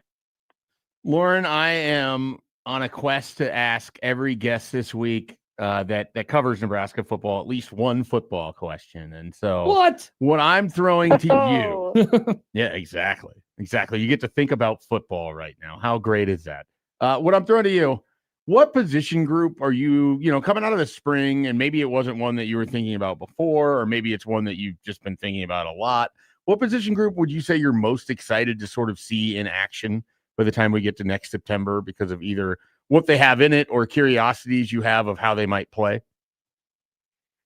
Oh, I mean, like the last couple of years, I've just been like the defensive line. Like, there's always been so much like conversation and hype around like one, the dudes they have in the room, but also like with the coaching turnover.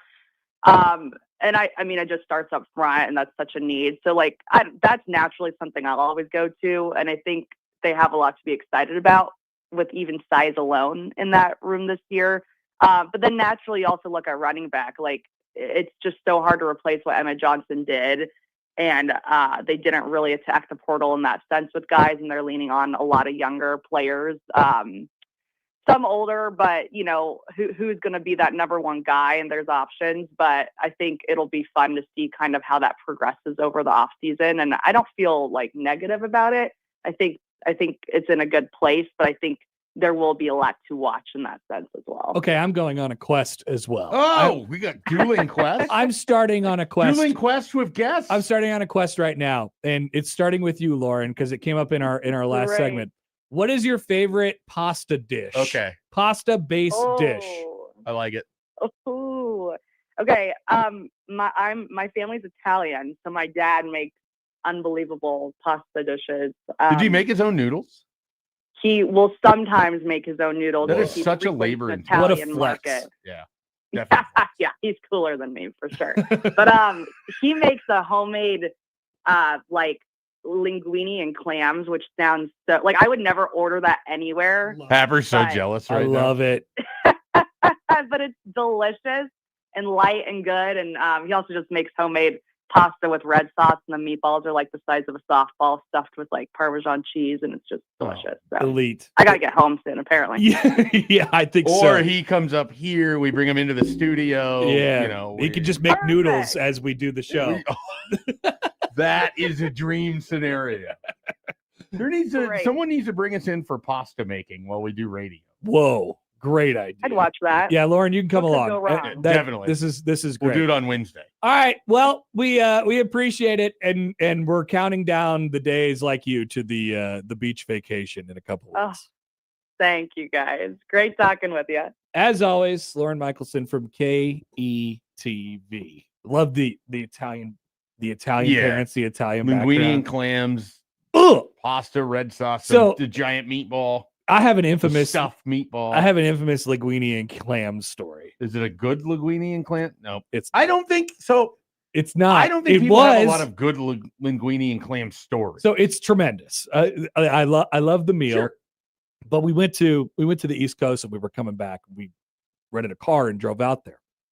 So we were coming back, and I stopped at the place that I wanted to go, the place that my dad grew up having, and all these different things. And we got so much food, and just a tremendous amount. Is this a leftover story? Yes. Left in the heat of a car? No. Okay.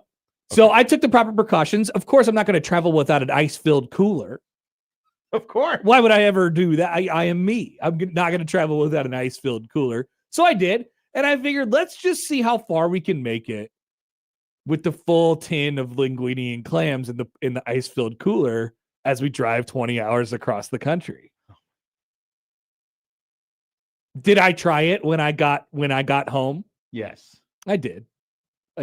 Nothing horrible happened outside of it tasting bad and then ruining my linguine and clams, which I never really got to enjoy. That's all. I tried. I kind of like this idea of you're in the middle of driving and then you just ask, your wife to reach over and get the linguine and clams, and she's like feeding reach back you there as you're driving. That's kind of where I hoped this was going. I should have thought of that at the time. That would have been great. I was too busy driving across the country. And you were probably trying to go as fast as you could so you could have that linguine. I was somewhere in Ohio thinking, man, I could really use some linguine and clams right now. Man. It's great. All right, we'll take a break. We'll round things out coming up next. Thanks to Lauren for joining as always. Back after this on 1620 The Zone.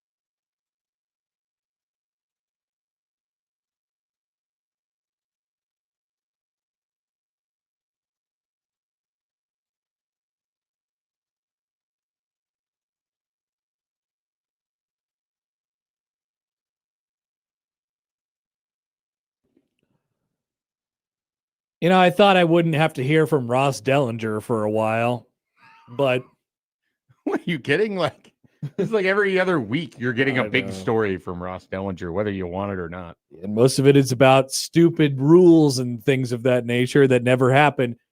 This one, NCAA proposing major changes to eligibility rules, including age limits. An NCAA committee next week is expected to explore a new age-based standard for athlete eligibility as part of a proposal that's been in the works for weeks, but only recently has been socialized within high-level conference and school administrators. Of course, those with knowledge of the proposal spoke to Yahoo Sports under the condition of anonymity. According to the concept, NCAA athletes would have 5 full years of eligibility from the time of their 19th birthday or their high school graduation, whichever comes first.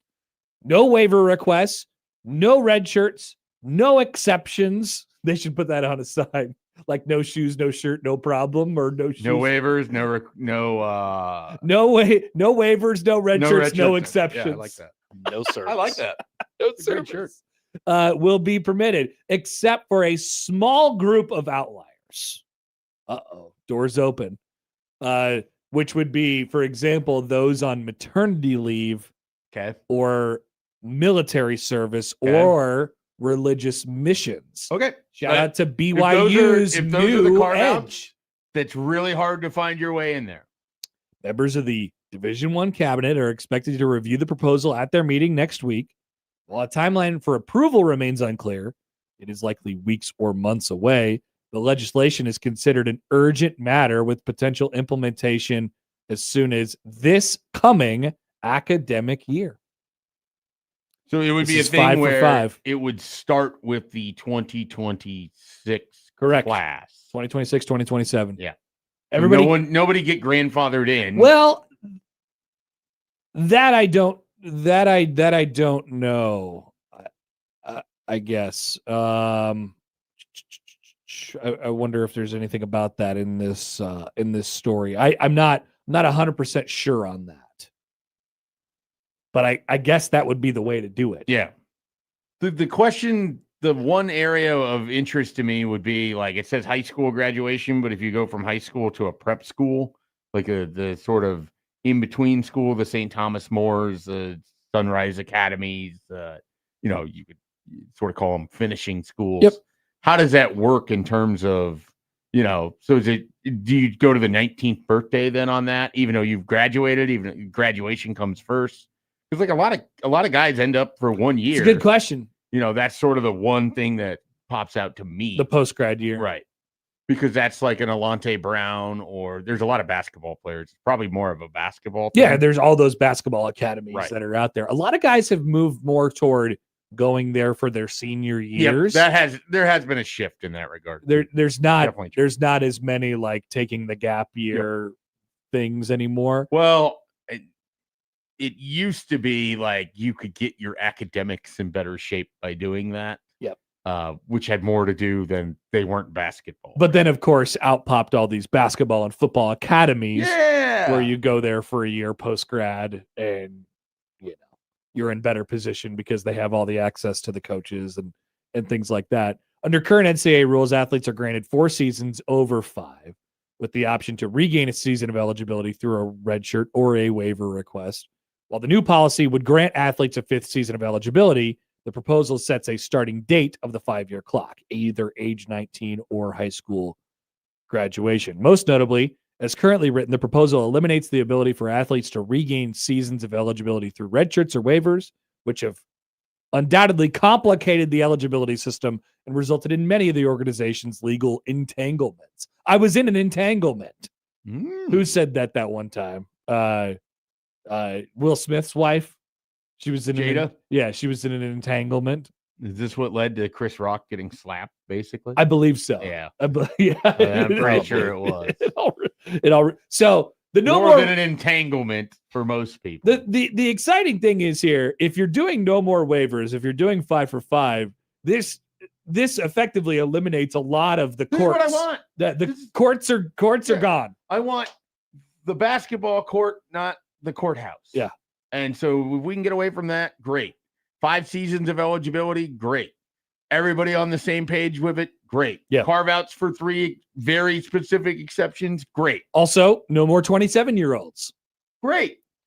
Sorry, Chad Baker, Missouri, you can't sit here. That's why there's the G League. That's what Eric Musselman said to him when he was sitting on the baseline bench. Sit somewhere else. You have to sit literally anywhere else. All right, we'll keep an eye on that one as we go forward. All right, that's going to do it for us today on the show. Time to get to the crossover. If you miss anything, oh yes, Joey, 1620thezone.com is where you can find it. Crossovers coming up next.